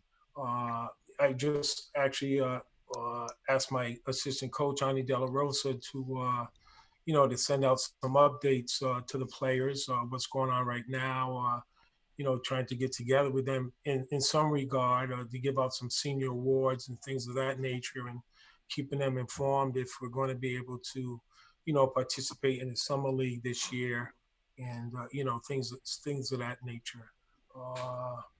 But yeah, so it's pretty interesting times, and we deal with it, the best way we can.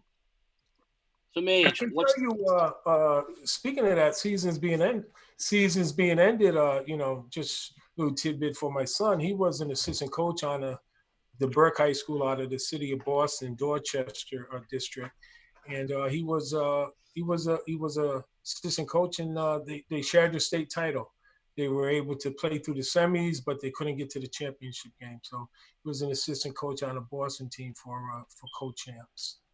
And I went up to see him play, and I was very proud to see him sitting on the sideline coaching and things of that nature. With a very tough inner city school in Dorchester, Mass, by the way. Well, he was prepared. He was prepared for that, and I know obviously Major's father and Colin's father very well. And, with you, Coach, one thing, to have the sons that these young men are, I feel very good about, 10 years from now when these guys are running the show globally. I'll be very pleased to turn it over to them because, you could see it even back then in high school that this group was destined for bigger things. Mage, what's the first thing you're going to do when, life reverts to some sense of normalcy? What do you miss doing that you want to do most? I guess it's going to be a real football answer, but just get back into a weight room. It's been pretty tough. We still have a workout plan, but a lot of it is and just once I can get the opportunity to finally get back in and just feel like I got my body going again, I'm really excited for that. Well, I mean, the Roman family could put together a workout regimen just amongst the family. I think, you guys could probably figure it out. You could have your brother and your sister knock you around a little bit too. So yeah, it gets a little rowdy, but I'm getting a little bigger now, so I can take them on. Well, your brother's concentrating on taking over the world anyway, so I think you might have to get the jump on him. Colin, what about you? What are you looking forward to? I don't want to copy Major, but I definitely miss being able to shoot inside a gym. I've been able to go to an outdoor court every now and then, and I'm the furthest thing from an outdoor cat. I can't deal with the wind or all that wind. Yeah, I know. It's not for me. But it's given me a chance to work on the handle a little. But no, I just look forward. just being able to go to restaurants, eat, see friends. Just be back to normal. But like you asked before, how to deal with these kind of things. I think a lot of us just you kind of have to put it in the perspective of you can only control the controllables, and this isn't really something something way bigger than us. It's clearly a worldwide thing. You just kind of have to sit back and do what you can. Yeah, and it's a great perspective. And Coach, for you, I know you got the double-edged. You want to get out there and coach. I know, but I know you also, as a parent, like you said, for me, I'm agonizing over not being able to watch my son, play baseball, and that's, for me, it's like I just want to watch him flourish. So for you, it's, as a coach and a father, I know you want to get back out there to do both of the things that you love, coaching kids and being a father. Yeah. Well, yeah. Well, we weren't able to experience our daughter. She pitches at London High School. She just talented kid. So she was on the softball team. Her mother, as you know, was the head coach, and they weren't able to have a season this year. And they're hoping to have volleyball in the fall. That's probably still, still uncertain. So I'm hoping that we're actually going to have a basketball season this year. And these guys will know. I think the best thing that will come out of this case, which I've never been a proponent of, one of the best things in terms of basketball is finally do away with that silly handshake line at the end of games. I think we don't have to worry about that anymore. Finally, found a way to get rid of that. I was saying that all sports benefit from the 6 feet of spacing. I said that's fantastic. We can learn how to spread things out in all the sports now. Everyone has to stay 6 feet away at all times. Yeah, but I'm with you, Coach. The handshake line, we can figure something else out at the end. So we're going to take us back now to the second half of this game. This game is momentous for a lot of reasons. It really showcased this undefeated New London team. It was inside the hottest gym on the planet. It was the debut of the sports doctor, a young-looking sports doctor at the time when he was terrified of talking to you, Coach. Now he's confident approaching you at halftime. He was terrified back then. I have to correct you on one thing, Case, just for the gentleman on the team.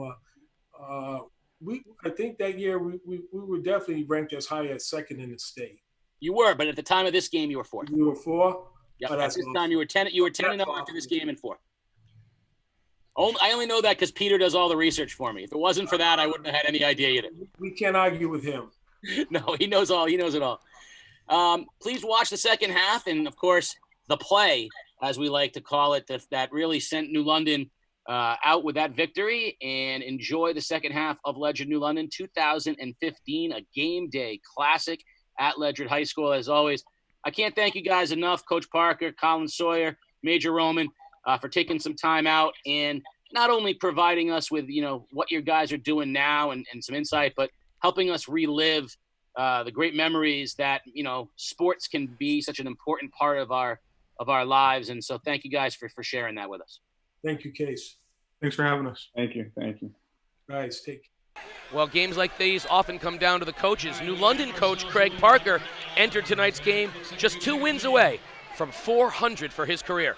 We spoke with Parker and several of his players about the approaching milestone. Always play hard.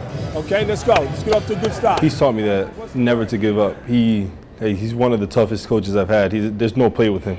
Why don't you try to go in there and get a rebound, son? I've seen him smile more than I did last year. Who's man, Seth? Makes us run a lot. He has us out there hustling. Are you kidding me? The most famous is probably, come on, man. That's disgusting. What are you doing? Come on. Come on, CJ. He tells us that even if we might have a 50-point lead, What is it, 30? he still wants us to play well and keep executing the plays.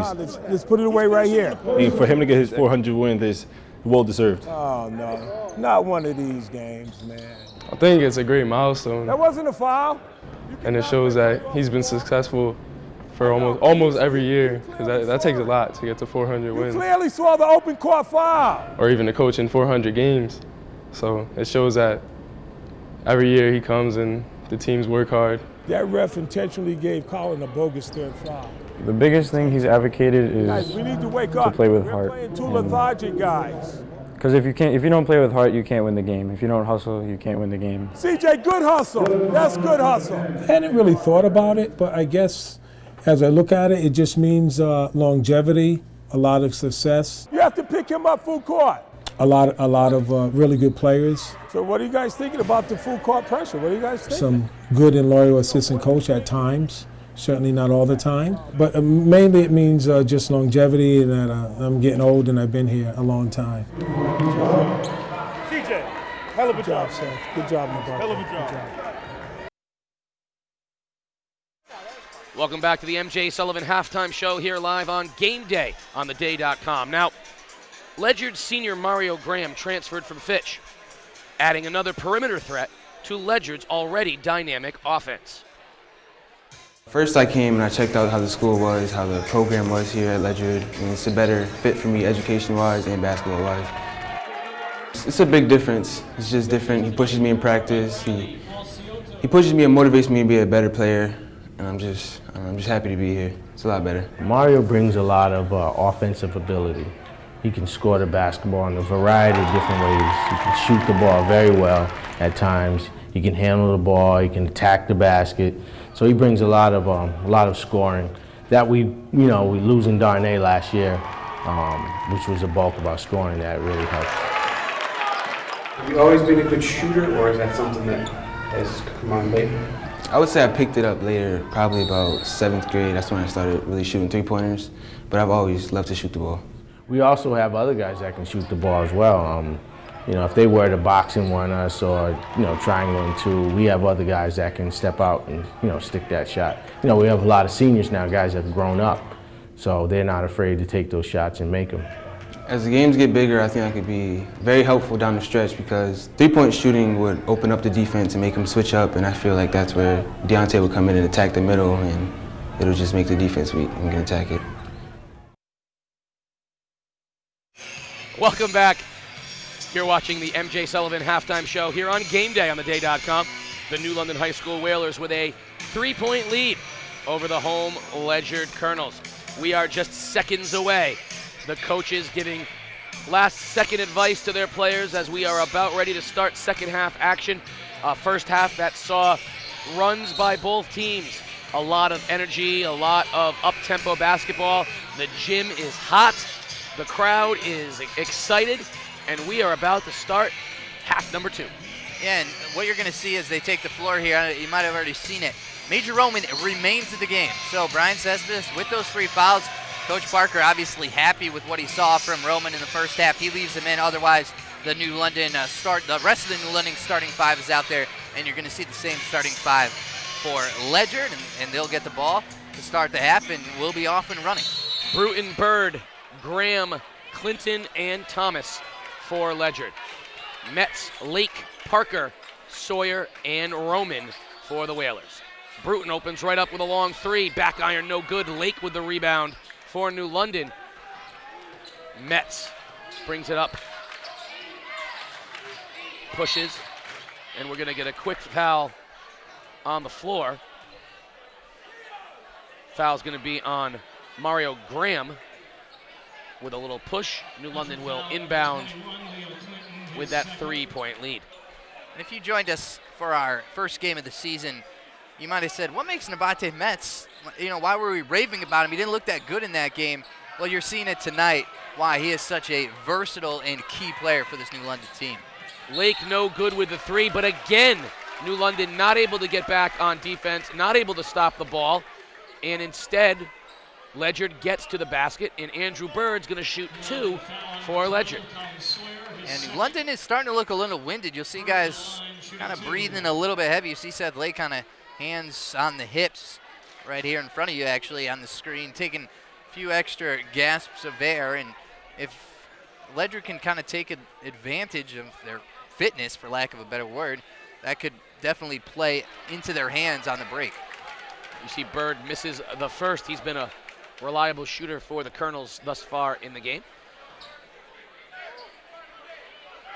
You can see there that the redness around the eye of Andrew Bird, perhaps that foul got him in the left eye, but he makes the second one, cutting the New London lead to 2. 41-39, Ledyard in their man-to-man. Bruton on Metz, the 2-point guards doing battle all game thus far. Metz pass was a little too strong for Parker, and he turns it over the other way. Graham in the block, rejected by Lake. Lake comes out of it, ahead to Metz. Metz strong to the basket with the left, and a nice driving layup by Nabate Metz. New London, 43-39. You got to like kind of the double clutch down low. That got the defender off of him. Otherwise, it was pretty good defense, but the double clutch kind of gave him an extra time, and he's got some good hang time and was able to get that layup. And now we're going to see a foul down the other end as Mr. Phillip Thomas will be going to the foul line. Great example there of how to attack the zone. You saw Mario Graham hit a flashing Phillip Thomas at the elbow, and he turned immediately from the elbow, got inside of the zone, and was able to draw the foul. And now he'll shoot 2. First one is in and out, as you see. New London remains with a 4-point lead, but really in the early going here, we are already seeing, as you said, the conditions, the heat, and the tempo of the game starting to affect multiple players. Yeah, and we'll see. Ledyard's used to playing here too. I mean, that might make a difference. They're used to playing their games, obviously different atmospheres, but they're used to playing in this small gym where it gets hot no matter what kind of crowd you have in here. And maybe that little advantage does help them down the stretch. Inside it goes to Sawyer. He spins inside, tries to pass to Roman, but it's intercepted by Thomas. Thomas the other way, drives on Metz and gets the layup to cut the New London lead to 1. And it looked like he might dish it for a second, and I think he kind of looked his head up, and I think that look off of the defense gave him that extra little freedom to get that layup. Roman was not ready for the pass from Metz. The other way, Bruton with the layup, and Ledyard gets its first lead of the half, 44-43. The Ledyard crowd starting to get into it. First lead since probably the first quarter, Casey. And it goes to Parker. Wild shot, no good. He gets his own rebound. Goes up again and is fouled. C.J. Parker not to be denied. He'll get to the line and shoot 2. Foul on Leo Clinton. Now Parker, if there is a weak point of his game, as that's 3 on Clinton, if there is a weak part of his game, we know his foul shooting has been a struggle for him. These are 2 very important foul shots, trying to regain the lead. Yeah, just get some points on the board, get a little momentum back on your side. Not even get momentum, but kind of squash the momentum that's in the gym right now on the side of Ledyard. Ben Gill checks into the ball game for Ledyard, replacing Clinton. Parker's second, he gets some generous bounces, and New London retakes the lead. So he hits both, and those are huge free throws for Parker, again, because you mentioned the struggles. New London shifts out of the 1-2-2, more of a 1-3-1 look. Graham with a floater in the lane, no good. Sawyer comes out of the pack, looking to push, doesn't see Phillip Thomas. Thomas disrupts, Metz gets it. Up top to Parker. To Metz. Nice look inside to Roman. And they're going to call a block on the floor. They're saying Ben Gill did not have position, but they're going to call the foul on the floor. No shooting. Major Roman went up strong. You see Coach Cornish, Coach McKelvin not happy with that. It's almost one of those semicircle. They don't have it in high school, but in the NBA they have that little semicircle under the basket where if you draw a foul in there, it can't be a charge, and that was kind of like that borderline. And I guess they're saying Gill just didn't have his feet set, but 50-50 call almost. Yeah, the reward for getting good position that time. Ledyard looking to trap Metz when he drives. He drives on Bird. Floater, no good, but we're going to get a charge. Great job that time by Phillip Thomas. That time he had his feet set and drew the charge on Nabate Metz. So if you believe in karma, there it is for you. Second foul on Metz. Ledyard with a chance to take their lead in what I think might become a little bit of a back and forth contest now. Both teams sort of figuring each other out. Yeah, the physical play starting to pick up a little bit. Guys starting to get inside, kind of get bodies on the floor. It's going to get chippy.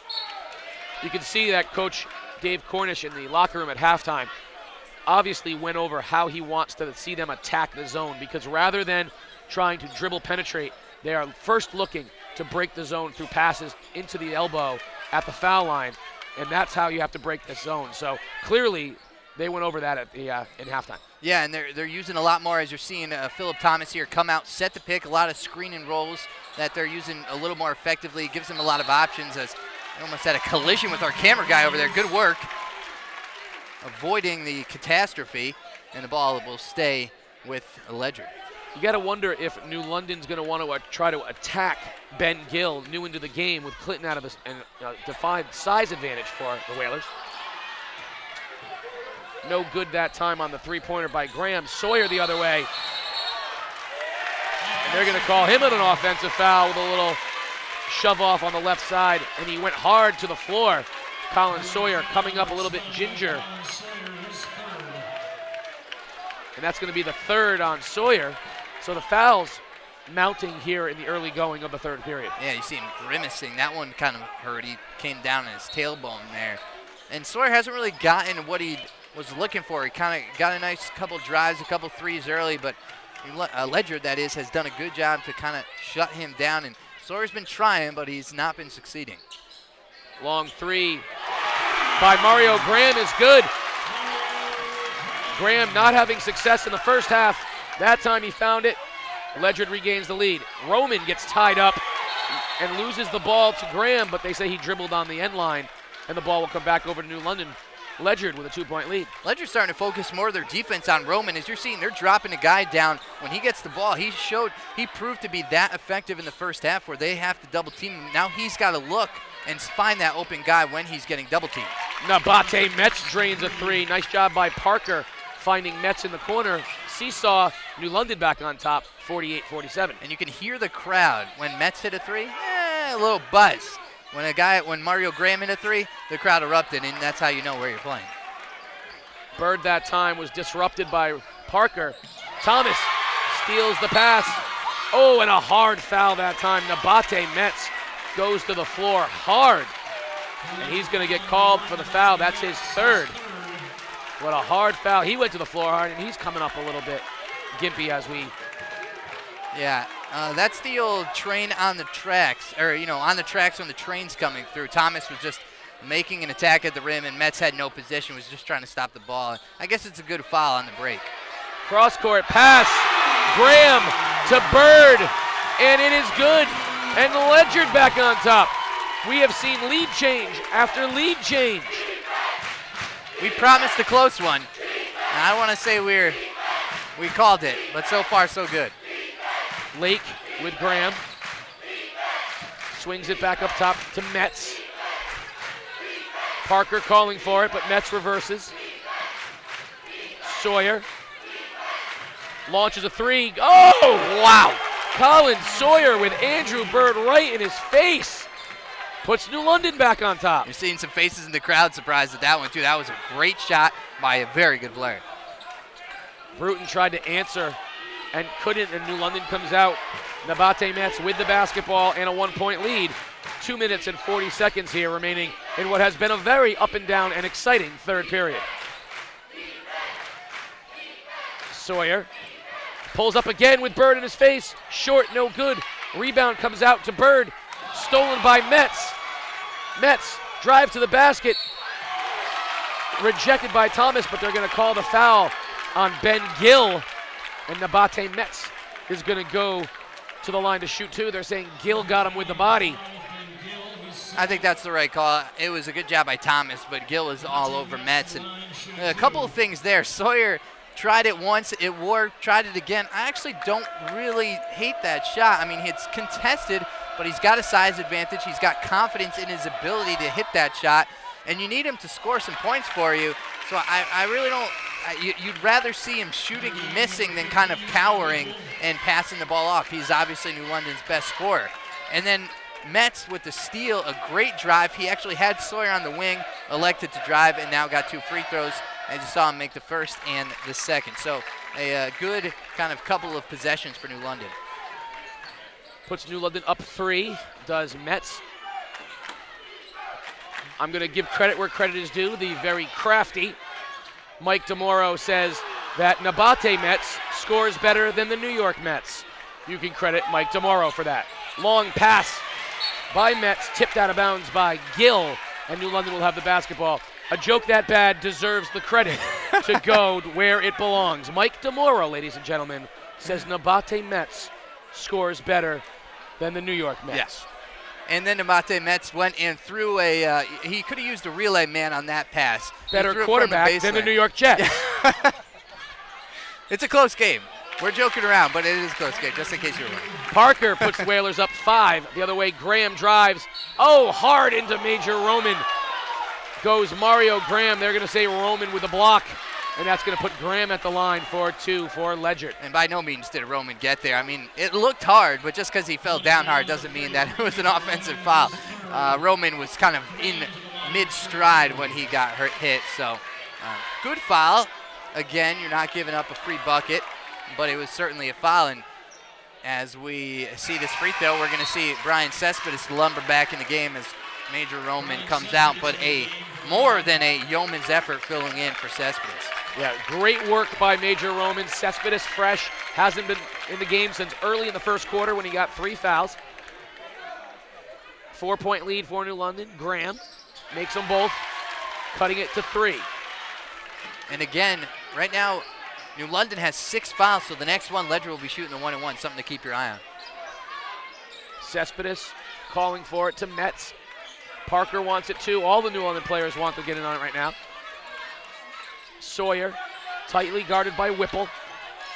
Sawyer drives, reverse, no good, wild shot. Bruton comes out with it. He looks to drive on Metz. He does, and the basket is good.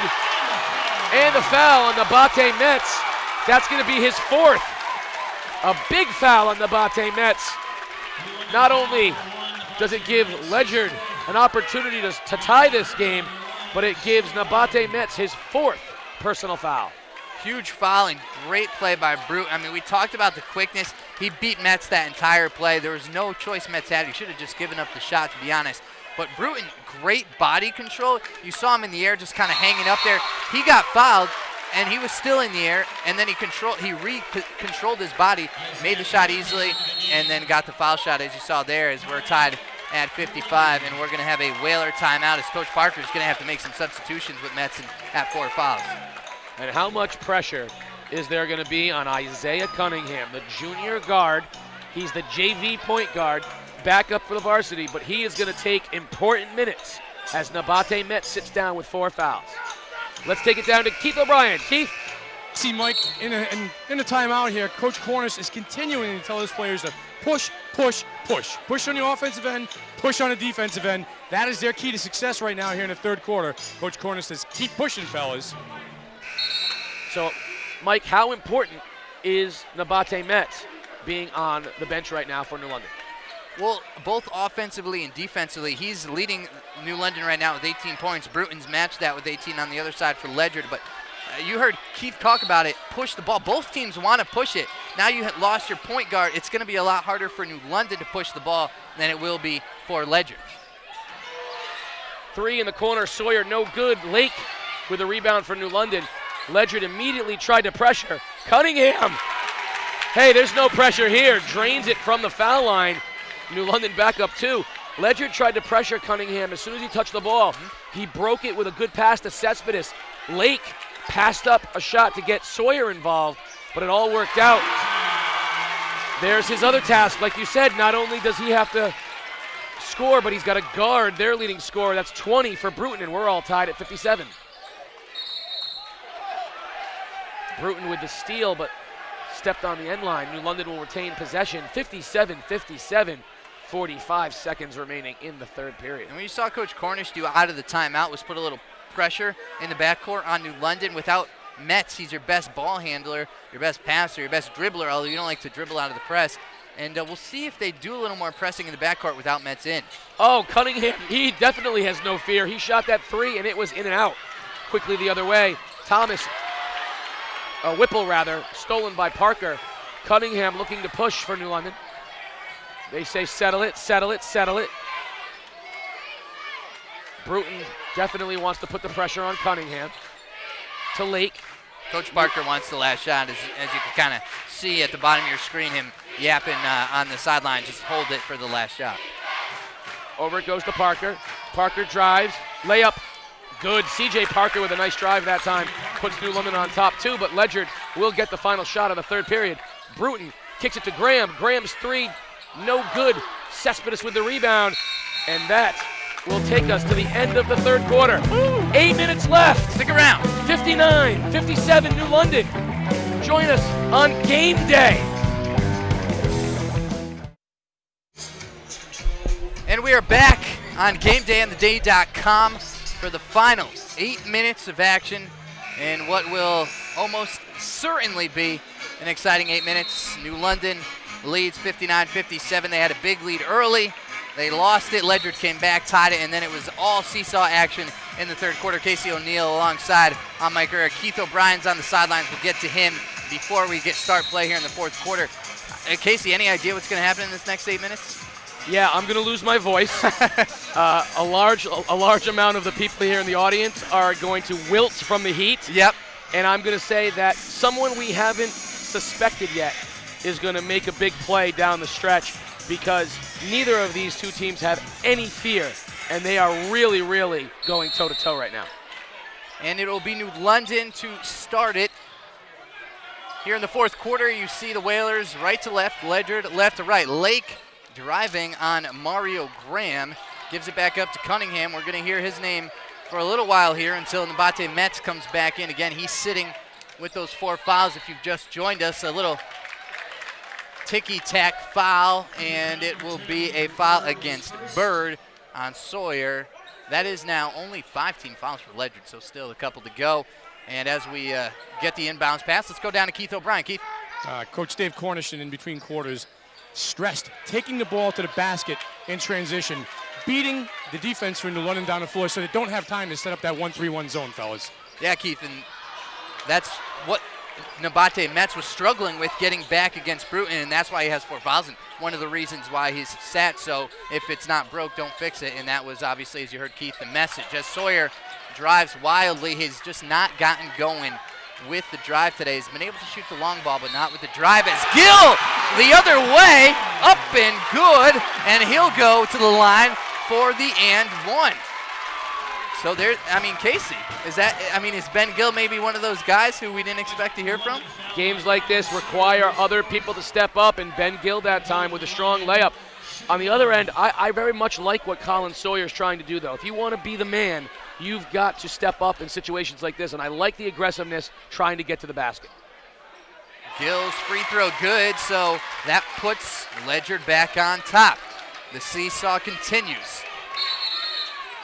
And we had a foul. That's going to be way off the ball as you're seeing some jawing going on. That's down low between Cespedes and Phillip Thomas. Let's see what the call is. The ball is going to go to the sideline for an inbounds. Ledyard guys, as you see on the screen, Cespedes kind of speaking with the ref. A little bit of confusion. You hear Dave Cornish in the background kind of shouting for his players to calm down. And there's actually no foul in the play, just the refs kind of trying to calm things down a little bit between Cespedes and Thomas. And they're still banging right now. There's a big, hard screen, and they're going to get Cespedes for his 4th. And a technical. Both guys. Is it going to be on both? Because if it is, Cespedes is done. Thomas is definitely getting teed up. You saw Cespedes after the screen clapping in the face of Thomas. So I would assume Cespedes is also picking up a foul, as you mentioned, Casey. And he is, and that's it. So we heard the heartwarming story before the game with Brian Cespedes, but a less than heartwarming affair here for him. You got to have a way to get your emotions underneath you, and if you're going to play Division I football, those linemen can get pretty nasty down there. You got to have that nasty streak through you to play offensive line. So it's a good thing that he's passionate and he's emotional, but you got to know when to keep it under wraps. And that was just a little bit too much of an overt display that time. Referees right on top of it, giving the double technical. Phillip Thomas got one as well. They were banging, and right away, Major Roman back in the game for New London. And again, Roman in a little bit of a foul trouble, so we'll see if the Cespedes exit affects New London at all as the refs try to calm things down and Ledyard trying to slow things up after kind of a wild first minute here. Nice hands in the passing lane, and then Sawyer, and that's bad defense on Bird. And that will be the 7th team foul on Ledyard, so it'll be 1-1, putting Sawyer, who is a good free throw shooter, although we've seen him struggle, at the line for the 1-1. Yeah, and these 1-1s become very, very important. You get free opportunities here for points, and if you're a foul shooter as good as Colin Sawyer, you got to knock these down. If you're just joining us, it's been a great one so far here on theday.com as Sawyer hits the first to tie things back up. We saw Ledyard jump out on top early. New London jumped to a big lead. Ledyard crawled back, and then the third quarter was all back and forth with a number of lead changes. Brian Cespedes has fouled out of the game for New London. He's had a couple technicals already. Nabate Metz also on the bench for New London with 4 fouls. We'll see him sooner than later, I presume, as Sawyer hits both of the free throws. You see all that time. Yeah. Roman got a piece of the 3 from Bird, but blocked it out of bounds, so it'll restay Ledyard basketball. We've seen the same 5 guys for a little while now for Ledyard. Bruton, Graham, Thomas, Gill. And there's the drive, no good. Knocked out of bounds by Ledyard. Great job attacking the zone again by Ledyard. Got it to Bruton inside the key. The shot was no good. We see Nabate Metz back into the ballgame. The reason he's back this early is because Coach Parker saw enough from Cunningham to know that if Metz fouls out, he's still in good hands. That's why you're seeing Metz get into the game a little bit sooner than maybe otherwise. So you're saying it's the reverse. Some people might think he's not happy, but you think that's not the case in this situation. Rather than trying to milk the time, he's going to go with Metz, knowing that if Metz burns out and fouls out, he's okay with Cunningham. Right. As you shared back the other way, New London Roman. Again, a nice look. High percentage shot, no good. Bruton quickly back the other way. And we talked about it. Boy, is he fast down the court. And that time, he just blew by Metz. Metz cannot afford to get that last foul, so he blew right past him. And you see he was laboring a little. He's calling for a timeout. He kind of twisted his ankle. He wanted a timeout, but now says, all right, let's just go up the floor. Passes it, and we have a New London player down as well. The officials finally see it, and that was Nabate Metz. So both point guards who have been the leaders for their team so far kind of getting banged up. You're seeing Metz on the ground, and he's kind of pointing to his kind of right glute there.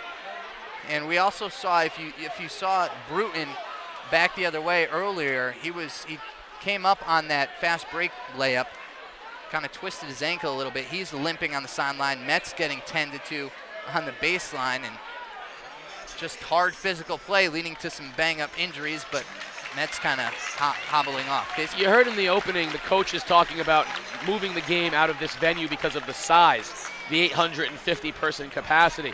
But what also comes with a gym this small is there's just no space from the basket to the out of bounds. You're talking about 3 feet. Kids this quick, this athletic, going this fast. They're into that wall at reckless speeds. We saw Bruton and Metz back to back crashing into the wall because there's just no room there. And I think moving forward, Ledyard has to examine in games like this. That's a dangerous situation for the kids. No doubt about it. As Metz has come out, Bruton's still in for Ledyard, but Cunningham back on the floor for New London. Sawyer drives, He gets fouled, but he'll go to the line for 2 as he goes to the floor. And again, Casey, like you talked about, you like seeing him continue to go to the drive. That's what a big player does in a big spot. Yeah, it's not enough to sit on the perimeter and try to shoot jump shots. The game on the line, he's getting to the basket. It does multiple things. It draws fouls on their players, which obviously, hurts them. But in addition to that, it gets him to the foul line where he's more effective. And it's a very good strategy. I like him stepping up. He hits the first, and with that most recent foul, the next foul will put Ledyard with 10 fouls. So both teams will be in the double bonus the rest of the way as Sawyer ties it back up. And after kind of struggling on a 1-and-1 earlier in the game, Sawyer has hit his last 3 free throws, going for number 4 in a row here. And he gets it to rattle in. Nabate Metz back into the ball game for New London at the 5:45 mark. A quick drink of water, rest the leg, and back out there. Also in the game is Isaiah Campbell. So a smaller lineup for Ledyard, trying to take advantage of their quickness. And there is Campbell. We saw in the first half, Campbell's a ball handler, and you pointed out it allows Bruton to move over to the 2-guard spot where he can get more open looks. Campbell trying to do too much there. That's not what you want. You want him distributing. He got blocked by Parker, and here comes Metz, who looks no worse for the wear. Off the ball, excuse me. And we're going to have a timeout called by Coach Craig Parker. So things a little frenetic here. We're not even 3 minutes into this final, well, what could be the final quarter. We could see some overtime action, some free basketball, as they say. What do you think Coach Parker called that timeout for, other than to give his guys a breather? I mean, is that it? Is it just to kind of give the guys a rest, or do you think he's seen something that he didn't like out there?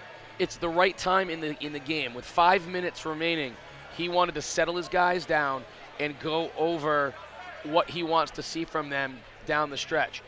Things can get very out of hand as things get pretty, crazy going back and forth. So that was all that was about, was settling it, giving emphasizing the strategy.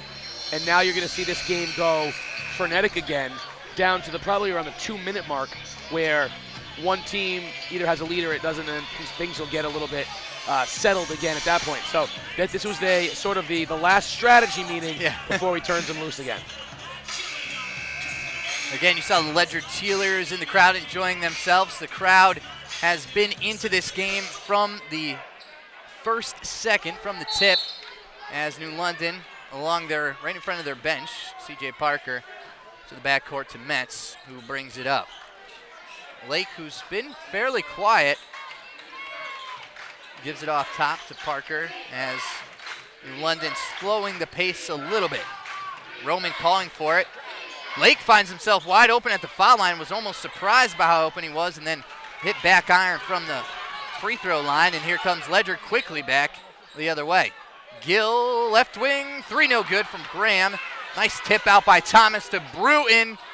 His 3 almost rattles in, but an unfriendly bounce, a bad pass there, but what a play by Metz to come up with it. Gives it to Lake. There's the 3, and there is 3 more for Seth Lake. So we just mentioned he has been quiet, and there he is in transition. That's where he's deadly, hitting the 3 in transition. Got his feet squared up that time. Like you said before, he wasn't expecting it the last time he got the ball and was never really set. Gave him so much room. That time, got his feet set and drained it. And it makes it a 2-possession game now. Bruton trying to work on Lake again. He's kind of playing off the ball now as Graham is handling. He drives, fouled, almost a acrobatic shot as another player goes down to the floor hard. Fouls against Roman. If I'm not correct, and that is his 4th. So if Major Roman goes out of this game, I mean, the post shrinks up a lot for New London. Yeah, if they lose Roman, they'll go small, and they'll use C.J. Parker and Sawyer down low, and they'll just go with an athletic lineup. Someone like Trey Scott or somebody will come into the game, and they'll just go small. And again, we've seen Ben Gill getting a lot of runs. So Coach Cornish obviously deciding that Leo Clinton just wasn't a good matchup in this game, and Ben Gill has been playing admirably for Ledyard as Graham missed the first 2 free throws. You saw Campbell for Ledyard. He came out. So it's kind of Bruton and Graham handling the ball as Graham makes the second. 3-point game. Lake pressured by Graham. We know he doesn't like the pressure. Looks three. Looks Roman, and then Metz comes to save the day. Pulls up. No good. He was halfway down, and we're going to get an over-the-back call. Good battle by Parker, but you can see he's a little frustrated, kind of pleading with the ref, but to no avail, and it'll be a foul on him. And again, we're in the double bonus, so that's 2 shots for Ledyard. Nabate Metz was looking for the nail that time. That would have given the Whalers a 6-point lead. Instead, a little ticky-tack on C.J. Parker, and Ben Gill in a spot he probably did not imagine he would be in at the start of this game, at the line with 2 in a 3-point ball game. Gill, a senior forward for Ledyard. So certainly the years are there, but maybe not the on-court experience. You see Cooley makes the first. Everyone on the Ledyard student section, which you'll see in a second here behind Gill, you see the cheerleaders all, that whole section is on their feet and has been for most of the game. Gill rattles out the second, so 2-point game, and here comes Metz. He gives off to Parker. Roman calling for it.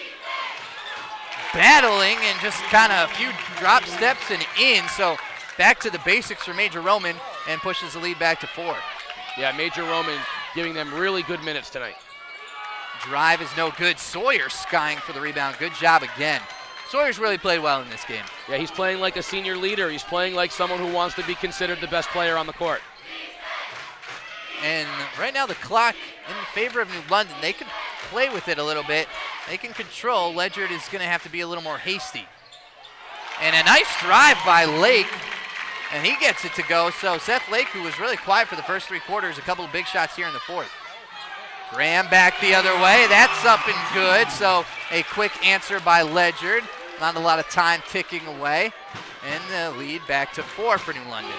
This New London team does not have the ball handlers to milk the clock. You see, Lake, Sawyer are not ball handlers. Parker, not a ball handler.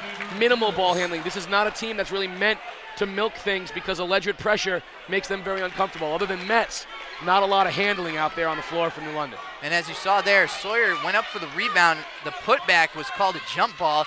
Possession arrow to Ledyard as they drive down. Bruton misses what he hoped was a easy bucket. And here comes Metz quickly back the other way. No good. Great defense. Some of the New London fans wanted a foul. No go there. And Bruton back the other way. And they're going to say Lake got his hands in, knocked it out of bounds. And it'll be a Ledyard ball on the baseline. I told you at the 5-minute mark that at the 2-minute mark is when things would reset themselves. Now you're down to 2 minutes, 4-point lead. This possession will determine whether Ledyard needs to start upping their pressure or whether they can still play a back-and-forth game. It's almost like you've seen 1 or 2 of these games before. Exactly that many. I've seen 2. Ledyard, again, only down 4, so they don't need to rush. But again, every miss gets that much closer to the end, and that's a miss there from Graham and Roman. No contest on the rebound.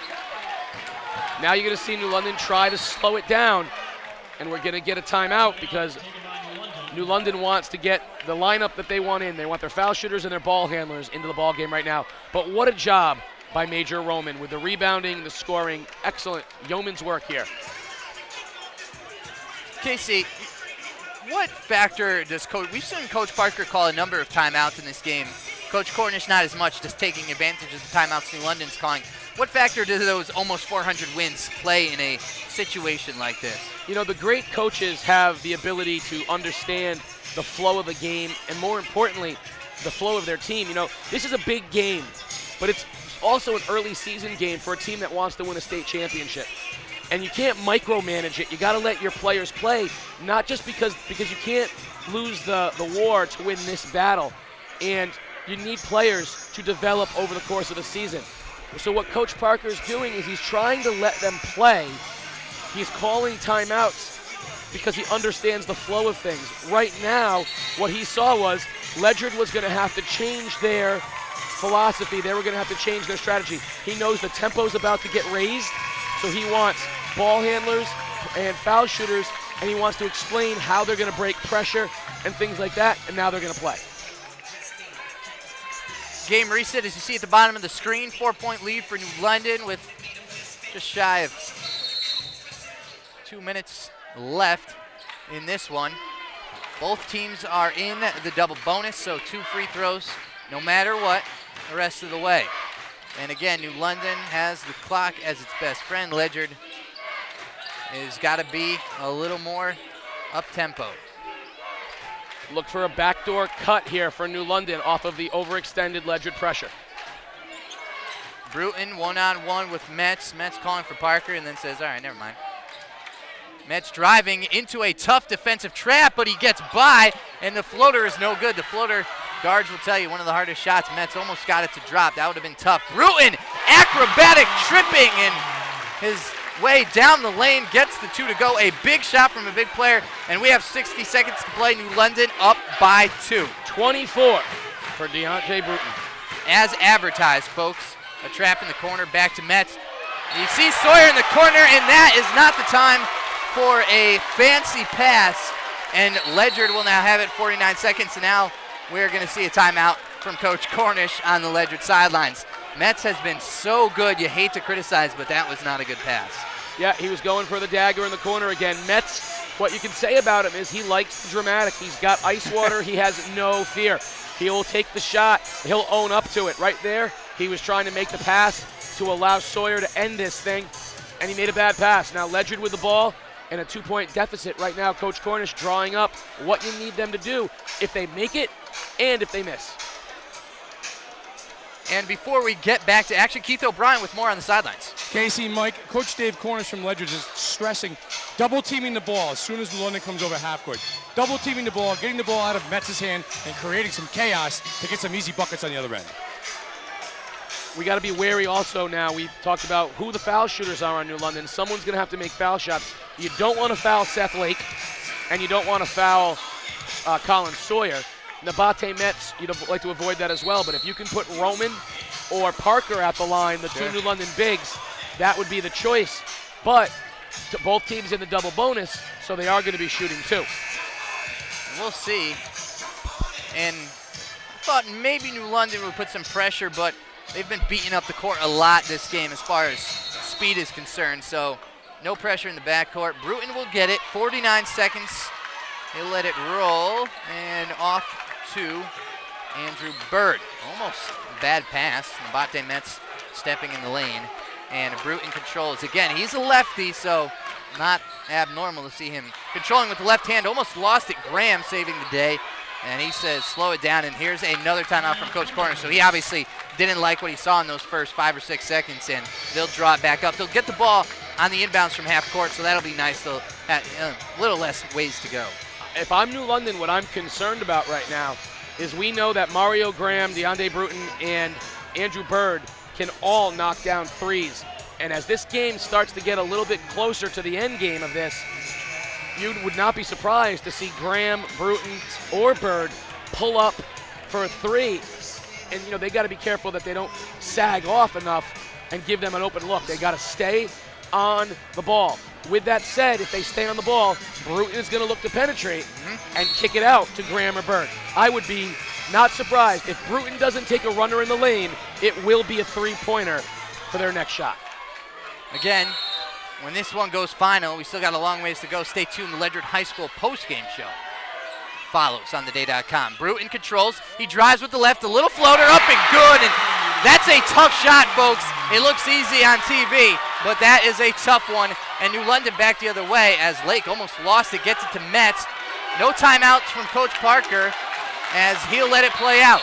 And there it is. So I was going to say you'd expect a vet to call a timeout and draw something up with 9.5 seconds and a tie game at 70. So again, the reset, you saw Bruton with the drive, and as Casey mentioned, if it wasn't a Bruton drive, which it was probably a three, but obviously option number one was the drive, and Bruton got it to go. That's right. If they didn't collapse on, if they collapsed on him, he was going to get that out to a three. Yeah. He got a little bit of room, and he drained that big floater he loves. Now, on the other side of things, I expect New London to get the ball to Colin Sawyer. clear it out for him and let him try to get to the basket and draw a foul with Roman and Parker crashing. If they elect to double team Sawyer, which I would not be surprised, look for them to try to get the ball to Lake. He has been their sharpshooter, their sniper. He has hit big shots in the past for them. The last people that they want touching the ball right now are Parker and Roman. They should only be last resort. So Sawyer might be given the mantle here, like Michael Jordan at the end of the game. Get it and get it done. The crowd, as you can hear and as you can see, is on its feet. Every last person on their feet for the final 9.5 seconds. Maybe we're seeing some overtime. New London inbounds it right in front of their bench as you see Sawyer take it in. And he'll go one-on-one with Bird. Little screen from Roman. Sawyer all the way to the 10. Parker lays it up and in. What a play drawn up by Coach Parker, and what execution. Roman at the top with the screen. Sawyer drove perfectly. The defense collapsed, and Parker was there for the easy lay-in. And like I said, the last person you want shooting the ball in this situation is C.J. Parker, but no, it's because Colin Sawyer did what we said he needed to do as a big-time player. He took it off isolation, got a screen, then he went hard to the basket, and he drew the double team. And they're going to put some more time on the clock. They're going to put 1.2 seconds up on the clock, thanks to Keith O'Brien along the sidelines for getting those stats for us. Again, New London leads by 1.2, so Ledyard will have a little more time to play with, but you need a heave and a basket. Again, you don't need a three, so if you can get it at the foul line, but I mean, unless you got Christian Leitner and Grant Hill, you got a little bit of a mountain to climb. Be interesting to see if they put Roman on the inbound pass to make it difficult, or if they put him deep to make sure he can contest any shot. You definitely do not want to foul, but you also do not want to give up an open look three. So you want to contest the inbound and you want to contest the catch, but you do not want to foul. New London sends that same five out, the starting five, minus Cespedes, who's fouled out. Roman has played pretty much the entire game in his place. Ledyard, the same five they've gone with for the entire quarter. We'll see who inbounds. And there is Roman. Roman is back, as Casey mentioned. Inbounding is Bird. A lot of pressure in the backcourt, and then Roman playing free safety. Into Bruton. And we're going to have a timeout on Ledyard. New London wanted to travel on Bruton, who almost shuffled the feet. And now the theory here is that Ledyard is not going to get the ball at half court, but they are going to get it a little closer to the basket, make things a little bit easier. Not much easier, and they're going to put 0.8 on the clock. So, again, thanks for Keith for keeping an eye on the time. So 0.8 seconds, 72-70. That's an interesting move. You get a little closer to the basket, and you get a different vantage point. What New London did is they went man on the four guys on the floor, and they didn't contest the inbounds. They put Roman back to prevent a long pass, and they said, go ahead and pass it short. We'll take the second runoff. And now, basically, this is an immediate catch and shoot for Ledyard. So Roman's going to go back under the basket, contest things, I would imagine. Now they're going to put Roman on the inbounds and make it a very difficult inbounds. They'll pressure and try to make them launch a half-court or three-quarter court shot. And again, if a shot falls here for Ledyard, that's going to be game, because there's no way they're going to get a two. A three wins it, a miss, and New London stays perfect on the season. Coach Parker moves one win closer to 400. He'll only need one more win if he can pick up one tonight to get to 400. There is Thomas on the inbounds. A little bounce to Bruton. Gets a good look. Oh, and that just goes begging. You really can't draw up a better play than that in 0.8 seconds. And the New London defense almost got bailed out by the back iron there, because that was a dangerous play from Ledyard's best shooter and scorer. I got to be honest with you, when it left his hands, I thought it was good. I thought we were going to have an epic finish, but as it is, it was everything that we advertised it as, folks. New London 72, Ledyard 70. What a basketball game here at the Judy Dow Standish Gymnasium. And we will come back. Keith O'Brien will have the winning coach and a player from New London along the sideline. That's all coming back on the Ledyard High School postgame show. Again, New London over Ledyard, 72-70. You're watching Game Day on theday.com. And welcome back on the Ledyard High School post-game show. New London beating Ledyard in a great matchup, 72-70. Let's go to the sidelines. Keith O'Brien with the winning coach and one of the stars of the game. Coach Craig Parker, how big of a win was this for you guys tonight? Well, you know what? It's a good win for us. Our top scorer, Colin Soar, became an assist man on our biggest pass of the game so far this season. But you know what? It was just a great high school team, high school game between two really good teams. How well were you, how happy with you with how well your team responded? You had a 12-point lead, you kind of squandered it a little bit towards the end of the first half. It was nip and tuck, but it seemed like everything Ledyard threw at you, you guys responded pretty well. How proud are you guys for that? I'm very proud of the team. Again, anytime you play a good team on their court, you come out victorious, you know, you have to be happy. And it was just a gutsy win and a great high school game. All right, so down the stretch of the game, head coach is going to go to senior leadership. He's going to go to Colin Soar. 18 points tonight, Colin. Talk about the last play of the game and how that unfolded. I knew it would come down to me and I would have to take the shot, but I saw him play help defense and I saw CJ wide open, and the layup's a higher percentage shot. So a shooter shoots, but a leader leads, and you did both here in today's game. Not only made big shots, you kept your teammates involved, and you made the big pass at the end of the game. Yeah, you have to believe in your teammates to win. What does this mean for you guys personally moving forward as a team? It's just another win. One step closer. Oh, that's a Bill Belichick line. Come on, you guys are proud of yourselves, aren't you? Yeah, just another step closer to our main goal, though. Which is? State championship. All right, Colin Sawyer, Coach Craig Parker. Great job tonight, guys. Great game. We'll see you guys on Monday night.